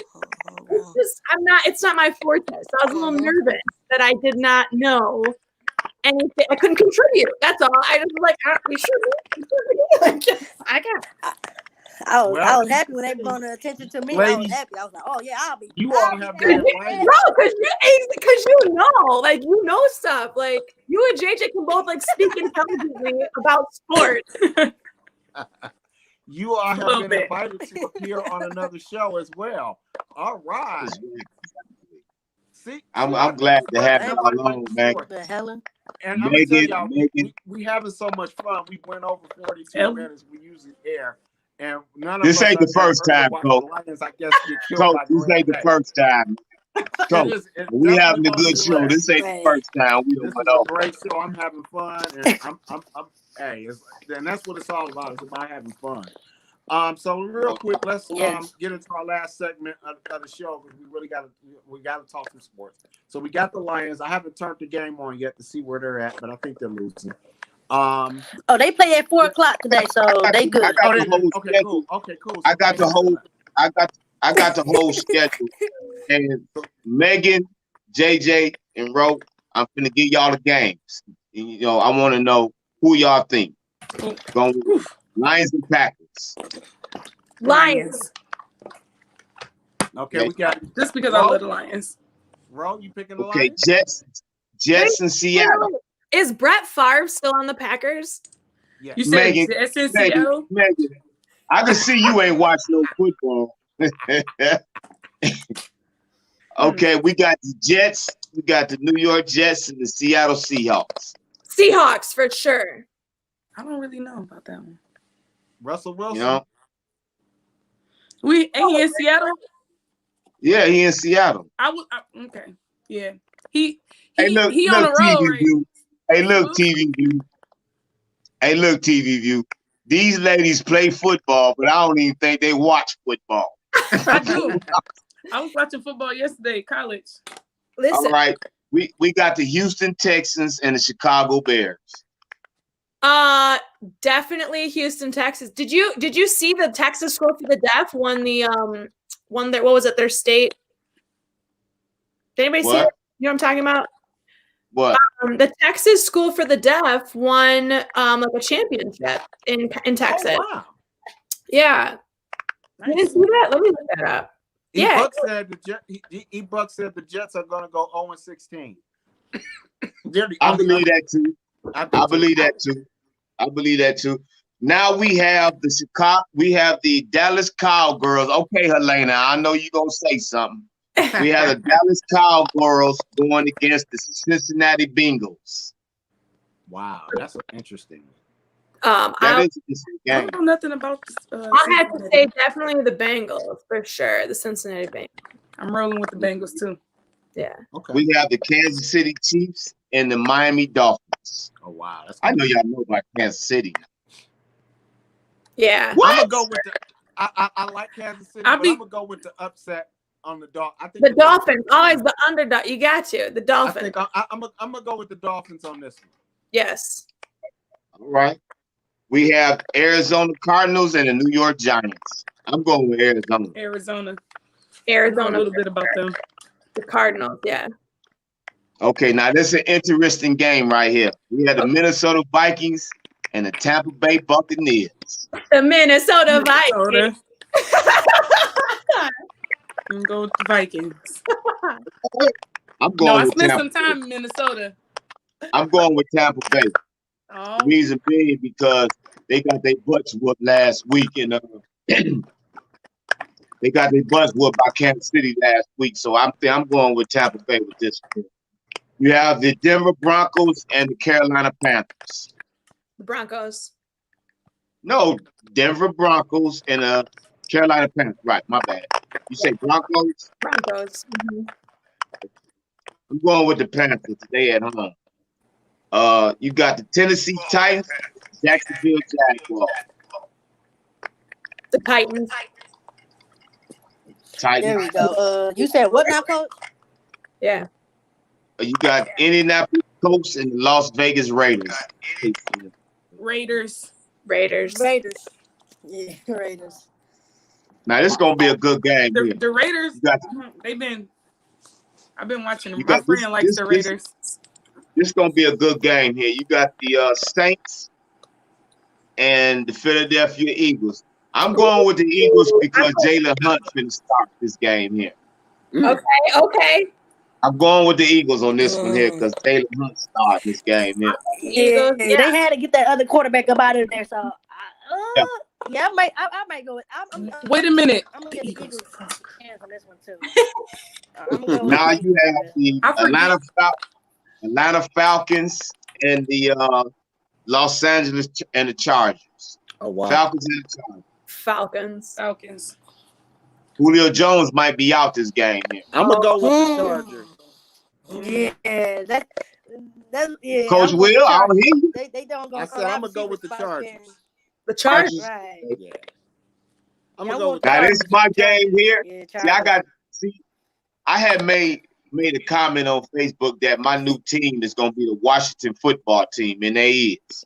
Okay. You got Washington and the 49ers. I'm going with Washington. Ooh. I'm going with Washington. You know what? I'm going with Washington and too. I'm gonna tell you why. I just think that San Francisco won. They can't play in their home stadium. No, you're right. They in Arizona. Right. They're in Arizona, and I think they're just a wee bit out of their element. Yeah. You know? Yeah. Much drier conditions. San Francisco was the Bay. A little bit more, cooler. I don't think they've adapted well to that heat. And I think that's going to be. I'm going to say this. What Washington did going into Pittsburgh last week. Exactly. And upset Pittsburgh. They ride on a big high. Yeah. They riding on the big high. Yeah. That's it. The game of the week is the Pittsburgh Steelers and the Buffalo Bills. Ooh. I'm going with Buffalo. I got the Bills. I got the Bills. They got way too many threats. They got way too many threats. Allen, that quarterback. I don't think the Steelers can even keep up with him. Josh Allen. Yeah, Josh. Allen. Josh Allen. Yeah. That dude is ridiculous. He is electrifying. He knows how to control the pocket, play in the pocket, but he also knows how to use his feet. So y'all know those the type of quarterbacks that I like. We had that big controversy, when I was coaching, versus the one quarterback versus the other. And I've always liked athletic quarterbacks, that not only that can throw the ball, but via be back, he always pops out like that. I think he got a phone call. But I like those type of quarterbacks. He has the list. I don't know. Ro, who's your favorite NFL team? Sure, besides the Lions. Shit. That's a good one. I would go with Pittsburgh for that one. Pittsburgh, since there's been a lot of changes with quarterbacks and everything, a lot of players been shifting around and everything. So it's either gonna be Pittsburgh for me, or I'm giving matter of fact, I'll take that back. I'm gonna give a team that a lot of people will sleep on, like Buffalo Bills. They've been sleeping on them for the longest. No, you can't sleep on Buffalo. Buffalo. Buffalo. Buffalo is playing ball, and I think they're gonna give Pittsburgh their second loss. They're gonna give them their second loss. I totally agree with you. It's definitely gonna be it's gonna be this is what you call a defensive game right here. Yeah, this is going to be a defensive game. Yes, indeed. I think Buffalo's defense is better because Pittsburgh's secondary is still having some problems, and I think that that's where Buffalo is going to expose. Because that's what Washington. Well, it comes from Pittsburgh is hurting right now. They lost Devon Bush, one of my number one players, come out of Michigan. They lost him. They lost two of their corners to injuries. So I can see where you're coming from with that. But this is still going to be a defensive game. Coach Tomlin is going to coach he going to coach them boys up. He going to coach them. Like every game, he come coaching them. So this is going to be a defensive game. It's going to definitely be one. Cool. Who else got, Coach? What other is that it? That's it. I don't have a favorite team. That's it. College. Y'all don't have a favorite team? College football for me yesterday was very exciting. I watched the Iowa Wisconsin game. Wisconsin. Who would have ever thought Wisconsin was going to have the problems that they had scoring? And man, I was just like, wow. But you know what, Coach? Everybody, to me, this COVID has taken a lot. I still say right to this day that the Big Ten shouldn't have been playing, period. Yeah. They should have just canceled the whole season. But again, the SEC and the ACC and the Big 12 forced the Big 10, the Pac-12, and the MAC. They forced their hand. You know what I'm saying? So I never thought Michigan would. I never thought Michigan would be like they is right now. I never thought Wisconsin would be like this, man. Even Penn State, man. Them the top teams in the Big Ten, and they lose. The state picking up is starting to get some momentum. What they done won 3 straight games now. Well, they beat Michigan State Saturday. Right. They beat Michigan State Saturday, in which Michigan State should have blew Penn State out. My God, dang. You know what? I'm gonna say this. Anybody said because Roger Collins is still that's my kid. And I'm not riding with him because he's my kid. But look at what he did to State last year. And you bring a new coach in, and you don't ride on something that's good. And I think that sometimes when you come in and you're hearing you have to sometimes go at the door and say, you know what, this kid's good. this is really who I want. The kid that I was hear a lot recruiting. I think that's Rose phone. It's a lot of cracking. I hear too. But I think that if it ain't broke, why are you fixing stuff? Right. I think sometimes that happens. You know what I'm saying? I get to use. We seeing this happening now. We can use some of this stuff to what was going on, and when we were coaching these young ladies. Is where one of the quarterbacks they had before. And once I saw it, technically she can do this, but she didn't want to run my plays. She didn't want to stop. That wasn't my fault. She was my number one. She was going to start, but you got to run my cracking. Huh? And a lot of cracking. I hear it, but I can't tell where it's coming from.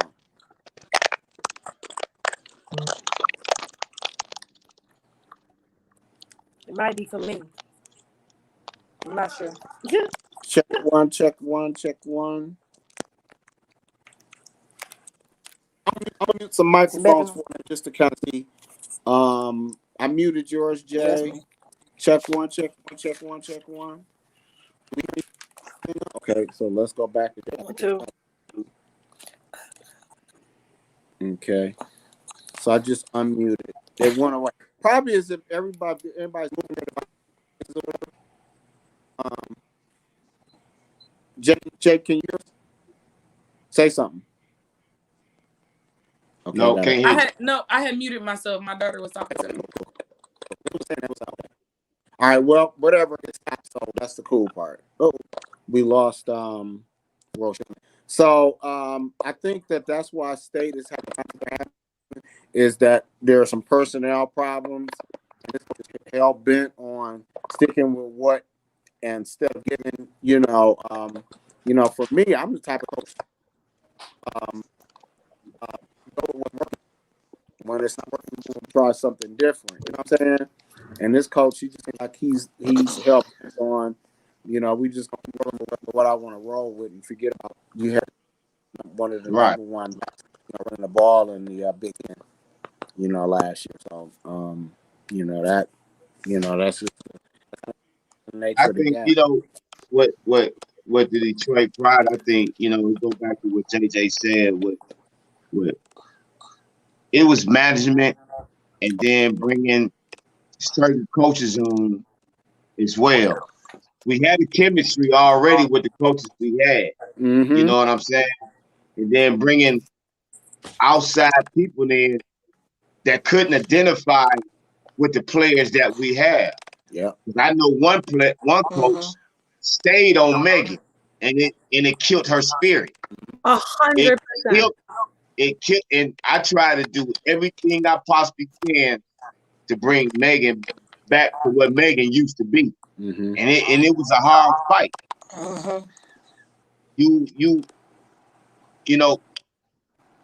You have to have the right coaching staff around you so the players can feed off the coaching staff. But that's what players feed off the coaching staff. Yeah. And that's something that we had going on in the first part of the season, but then it just all went away. That's true. Very true. That was a hard blow because there was not one person on the team, from the coaching staff to players, who didn't respect that young man. So when he passed away, everybody agreed it was really hard. And practice wasn't the same. It was a energy that you knew. Each coach brought a different twin and when that energy was gone, then all of the like Twan was able to. He was kind of like the peacemaker. Yeah, he was. He kept neutral ground. Yeah, he called people out, and he kept the bullshit from being out on the field. Mm-hmm. He kept the bullshit from getting on the field. And once y'all was the perfect trio. The bullshit was out, and the head coach, who should have never been a head coach, from the beginning. How you a head coach? There's like 3 years, a little league experience. Never been a coordinator. And I made it clear that I would have been very happy to step in and be head coach if that's what was going to help, what was going to be best for the team. I didn't want to be the head coach. I was cool with just being a coordinator. Because I came out of retirement. I was retired and really having fun being retired. And so, to come out of retirement and, do what I love doing, but then to get into all of the,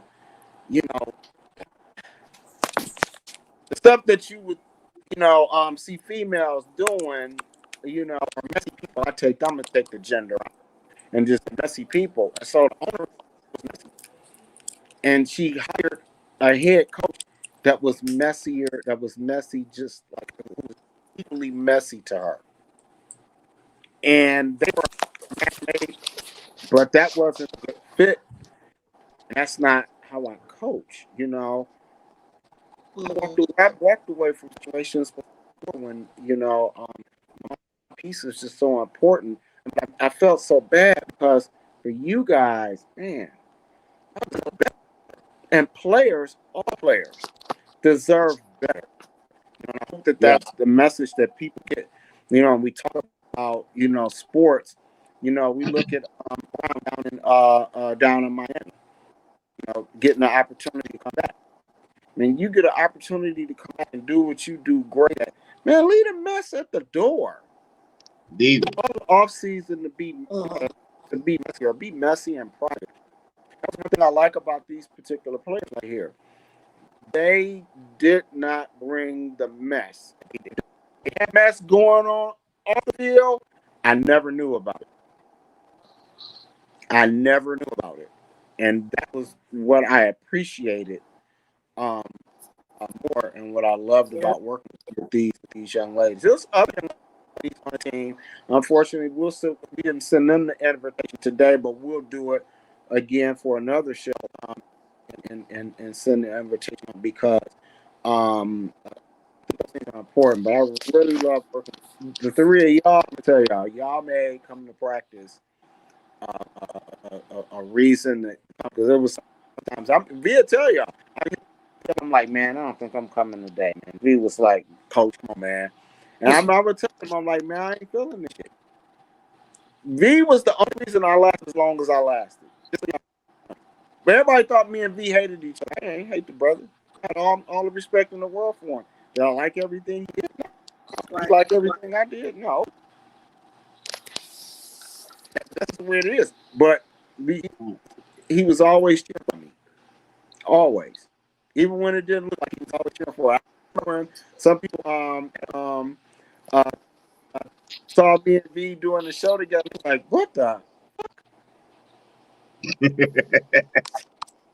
This type of person I like surprising people. When you think you will, no. Here goes something new I'm about to show you real quick. And V's been just the perfect co-host. I like our energy, I like how we work together. Yeah, you guys are like different enough to be like a good bounce off each other. Yeah,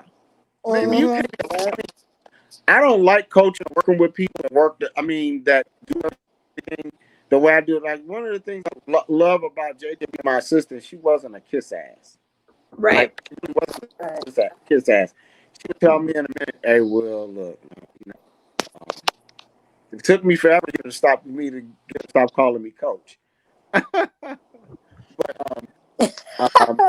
she would just straight up like, look, Will, like, I don't think that's gonna work. I'm like, that's what you need.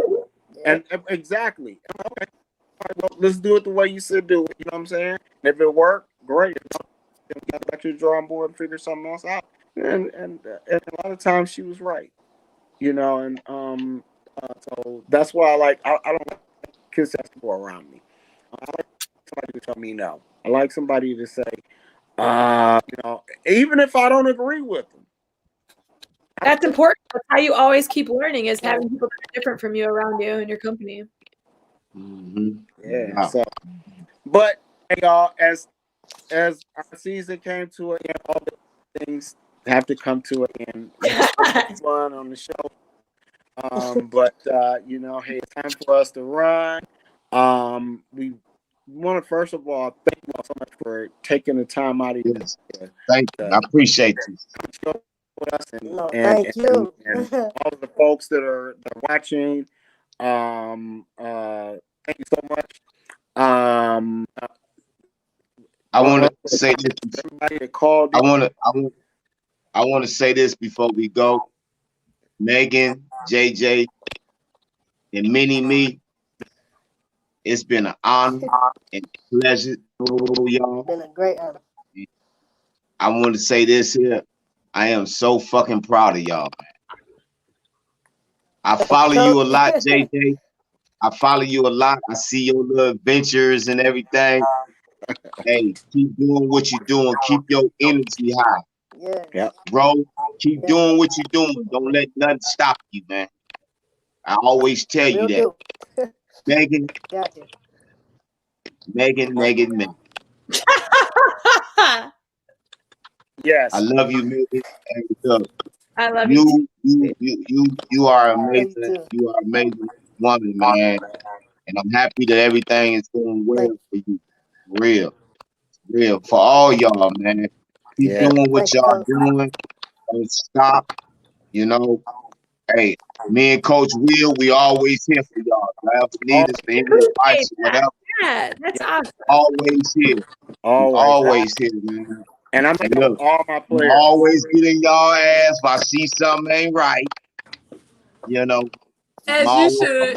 Right. Yeah. But I just want to say, man, I'm proud. Go downstairs. Yep, I'm proud of you. The video that Jay worked with me on. Go through my videos, the Damn Della video. Anybody don't know who Damn Della is? She was one of the lead dancers for Chris Brown, and so everybody's videos. So check it out. And just to get a quick on that one, her and I both missed rehearsals, so the videographer that was supposed to actually did the video and didn't show up. Della at the last minute, as I always keep my cameras and stuff with me. She's like, "Well, I really," I'm like, "I got you." And I had never filmed a dance sequence. I never did that before, so there was something new, and I had to learn what 30 minutes. And this, I think for me, it was a good thing that Jay knew to see. Me being coach. Do it this way. Do it and being told that. And I put that what I kept telling. Don't worry about it. I got it. Just keep telling me what you need me to do. Oh, I'm being an asshole. You be an asshole. And so it's like, ooh, now Ro knew that I need gum. Always I said, look, y'all, I remember I like gum, practice and for games. And Ro used to be the one that brings it. Hey, coach, here you go. Thank you. And so some gum. JJ got me some gum, and bam, we got that. We did 2 takes. The second take, I don't worry about ice this shit. Put that gum on. I told everybody leave the fuck alone. JJ is the only one that can say something to me. Literally. JJ behind me, boom, and then after a minute, I took her hand, and it was like, oh shit, he in the groove, and it felt really good, but she was a huge help to me on the shoot. And the other shoots that we did, she was such a huge help that you wouldn't know that she had never really did any of these things. Technically, she would jump in, she would listen really well or whatever we were saying. Everybody need an assistant. I'm a great assistant. And and look, most people can tell they're nervous. I didn't know she was nervous until after it was over with. She was like, "Oh my God, you nervous?" She was like, "Don't you ever do that to me again?" And I remember talking to you for a couple of days because I want to make sure, play this back, look at it, make sure, because I hear do people, and I hit her up, like, hey, you got it. And when the artist, I wanted to know how the artist felt. And let me tell you another thing about Jay. Hold on, right? Go too, but real quick one. So, when you're managing artists, and especially artists that already have a name and everything, and big notoriety, and people around, other established big name artists and stuff like that, and people that work in the biz, you have to be real careful who you take around. You can't take somebody that's starstruck and stuff like that. And so I'm like, all right, let me check her. I'm gonna give her to first touch run in the studio. I ain't tell her how I want her to be or anything. So I go over to the studio, and I tell you, the producing her business, she wasn't D riding, P riding, none of that. She didn't speak. She was introduced and everything. She didn't go trying to spark up conversation. And everybody noticed that. And the first thing Della said, I want her around. And after that, Jay started filming Della's class. Yep. That's I really actually wanted to stop by her class today. I haven't been since the last time I recorded for her. I was thinking about popping in on her class today. Yeah. And so that's when he was in the role. About 2-3 months ago, she's walking down the street. Yeah. And I'm out on my porch. Amina and I, we're on a porch, and I was doing something my gutter. And Rose was like, I know that walk. But her grandson got her hair grown so long. I said, hey, that's Rose. I said, yo, Rose. She turned around. She ran up, the excitement. And that's what we coach for. Yeah. When your players, when they haven't seen you in a while, my daughter told me, she was like, yeah, all the people, my friends and stuff, they ain't seen in a long time. The first thing they don't ask me how I'm doing. Hey, how's I'm doing? And that's what we coach for. You guys will forever keep us on more long after we're gone. You know what I'm saying? No we live through you all. And no doubt. That's the beauty of coaching. The beauty of coaching is to get the best out of the players and things they can take with them. And I've seen that everything that y'all have learned in football, you take it on the field and apply it to your lives. Yep. Yes. That is what it's all about. That's really what the game is all about. Pass all the money, touchdowns and accolades and all that championships and all that kind of stuff. That's what this is. So I'm so proud of y'all, man. Thank you so much for joining us. And YouTube. No problem, Coach. On YouTube today. Thank you all so much for allowing us to share our memories and talk about a sport that we all love. It's being on the field, I know that. Yeah. COVID. Miss being on the field. Wear a mask. Social distancing. I know holidays is here, and I know the my light went out. I know the holidays are here, and everybody wants to be with their family and this, that, and the other. But y'all look at the amount of people that's catching this. Look at the amount of people that's not making it through it. And I know some people could say, well, only less than 3% of the population is actually dying, from it. There's long-term effects that we still don't know about COVID. Yeah. And to touch on what you said, I had one of my coworkers, had COVID when he came back to work. I say, man, what is it like?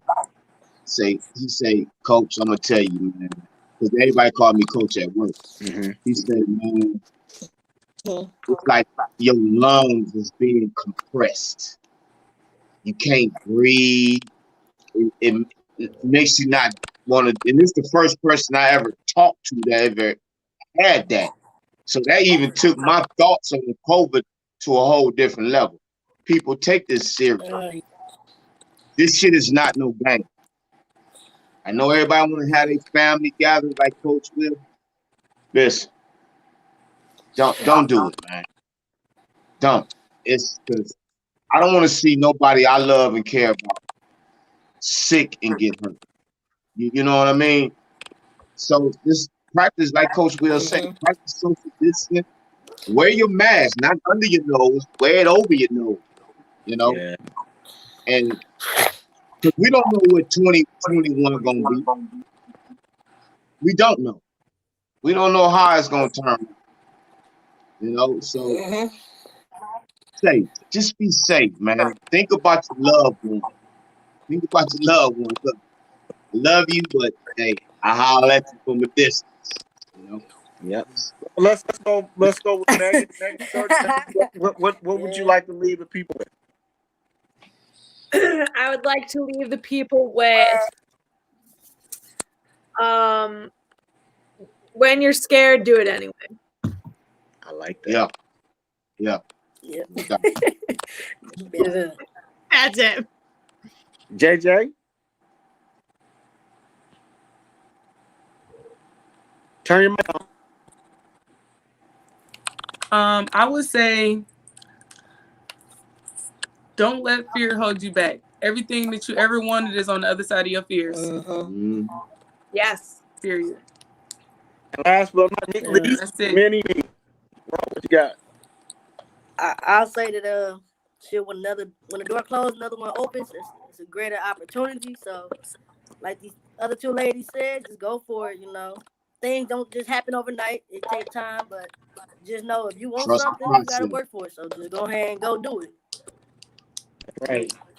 All right. Well, hey, I want to thank you all. Thank you, guys. Thank you. We definitely got to do this again. Got to. Yeah, more of the players come on. Make sure y'all go on and tell put y'all name on the comment so everybody can follow you guys. Helena Hologram wants you guys on the show, and so by all means, take advantage of however this platform can help you on whatever your endeavors are, the things that you're doing. Take full advantage of it because one of the things that in my opinion has done, it's opened doors for people to be more creative and to go after some things that they probably had never given much thought to. So, I love you guys. Y'all have love you too. Love y'all, man. Love y'all. Always love y'all. It's a very special place in my heart. Always. Mini me.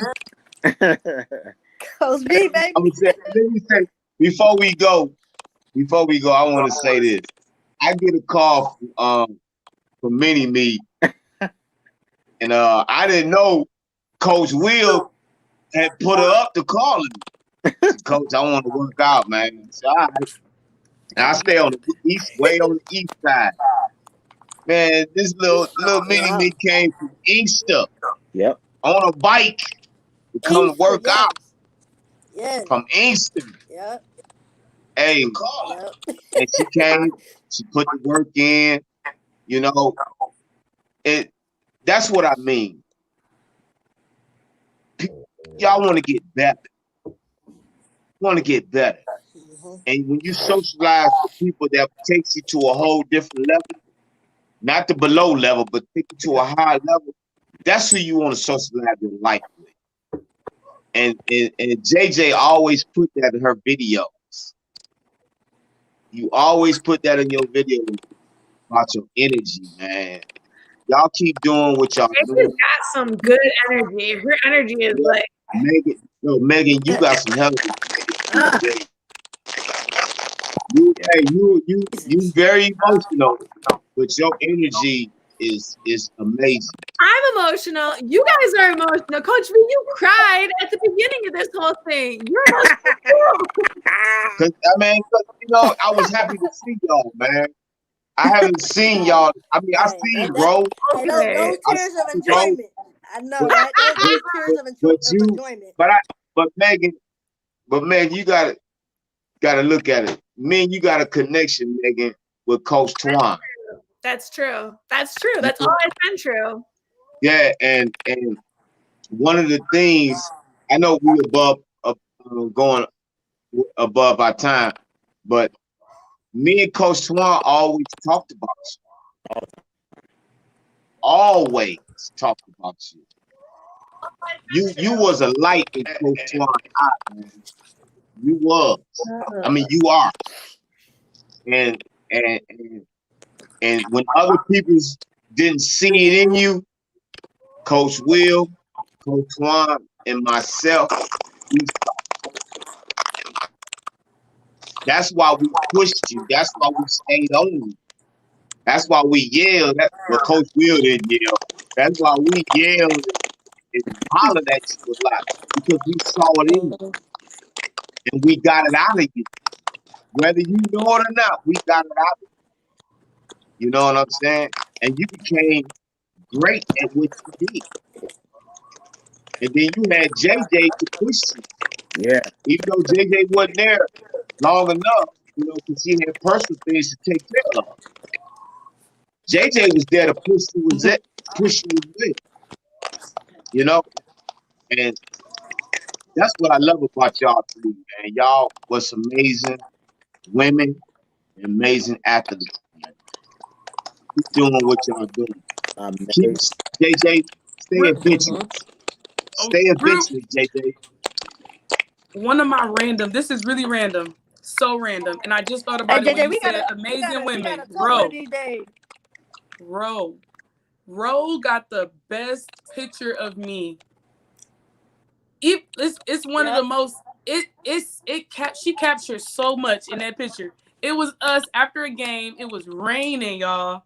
I had all my equipment, my helmet, everything, and I had my baby girl in my arms, bro. Send me that picture, Ro. Bro, that was the best picture.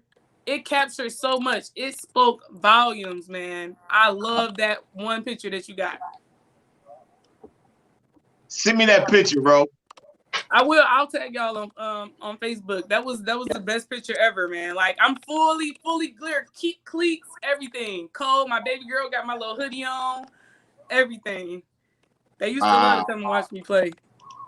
Hey, I got a picture of Megan. Hold on. I got a picture of Megan when she was playing in Tennessee. Oh my God. Oh my God. Hey. Coach Will, I wish you could have saw that, man. I wish you could have too. I really wanted I wish you could have been there, Coach Will. And I understand. Man, but I wish you could have been there, man.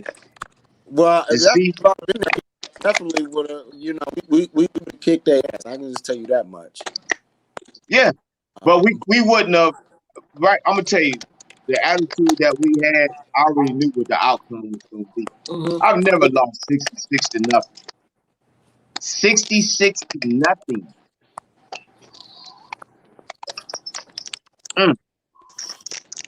I feel. Well, anyway, I got beat like you or D, but but I took that game because I wanted my players to learn something. Let me tell you something. It's nothing wrong with getting an ass kicked. If y'all didn't learn anything from it, then you'll continue to keep life. You know, they didn't learn nothing from that. The best lessons, what I used to tell y'all in practice. I remember I used to get you setting them up, you telling them we gonna lose. No, I'm not. The lessons, what lessons you learn when you win? I mean, people pay attention to something. You know what I'm saying? When they win, I won. The greatest lessons that we learn in life is through our L's. The difference is how do you take them? What I used to tell y'all, I take my L's the same way I give out them W's. with a smile on my face. Thank you very much for the opportunity. You know what I'm saying? Now it's time for me to go back to the drawing board and see what to do to have been better. When I win. Hey, cool, we won. Yeah, I know. I take a lot of trial in my life, and I remember to bounce back from each and last one of them. Hey, Ro, you remember that one part we had a really good practice? I think all of y'all. Do y'all remember? We had a really good practice, and at the end of the practice, we'd all huddle and we talk about practice and everything. And I said, "Hey, great practice, but we still got a long way to go. We still got a lot of shit to clean up." Yeah. So y'all can sit around here and think about all the things we did today, and come back next week. Be on that. Yes. And I remember Ro, after that, I remember she was like, "Coach, but we had a real good practice, and y'all kind of taking it like you kind of, downplaying, Ro. If I tell y'all this shit y'all did today, and don't tell y'all that shit we did, are we gonna, what chance do we really have of winning?" And she said, "Damn, I never thought about that." That's one thing I used to like about Ro, is that Ro would challenge you. And you would one up her. She would submit. Like, yeah. Damn, I didn't think about it that way. I know she was used to having those type of coaches. I could tell the type of coaches y'all had before that when y'all did something great, that's all they talk about. And forget how we gonna keep them great. That's so true. I remember Ro being like, she'll get like real mad about something. She'll be like, almost like, "No, that's not." And then it like clicks, and she's like, "Oh, okay, my bad." Like, "Oh, okay, cool." And so I move on. She can just like, "Oh, you were right," and then she'll move on from it. That's not a lot of players can do that. Like, that's you. When she knew you were right, she was like, "You're right." Yeah. Hey, I'm gonna tell you something. Because I gotta go. But I want to end this with this before I go. Megan, when you first started, you remind me of this young lady when I was coaching in Atlanta, and I'm still part of the team called the Atlanta Storm. Her name is Kimberly Hollywood Raven. Couldn't play a lick. And she reminded me of you. But when I got with her, and I used to try to get her to run a post corner, she couldn't do it. I kept working with her. She became the top receiver in women's football in the South. Wow. Now she's doing movies. Look her up. Her name is Kimberly Raven. She called herself Miss Hollywood. Okay. Mm-hmm. She good people. I told Rose I think I had added contact. Mm-hmm. Yeah, I had added her. I got to re-add her so somebody hacked my dang on page. But I had added the young lady. She's a motivator. She's a motivated speaker as well. Now, and it, like I say, it take me back to when you first started, Megan. You have a look of sense and look at ability of football, but you kept at it. And look what happened. And look at you now. Look at me now. Man. AJ Rowe, Megan. You see that? Thumbs up. Yeah. Thumbs up for you. Big thumbs up. Like two of them right here. Y'all are amazing. Thank you. Keep doing what y'all doing. And I hope that what Coach Will and myself took y'all to a whole different level, man. For real. I mean that with everything. Y'all, hang on 1 second. So thank y'all so much for tuning in, Facebook, and for our callers, really appreciate y'all. We'll be back here next Sunday at 12 o'clock to talk about whatever we want to talk about, but we won't leave out our sports. That being said, I want to thank y'all so much for tuning in. Hey, y'all, stay on real quick. I'm going to end the broadcast. We're going to take this thing, y'all. Lions Football Talk. Here on Uncut. Coach E and me.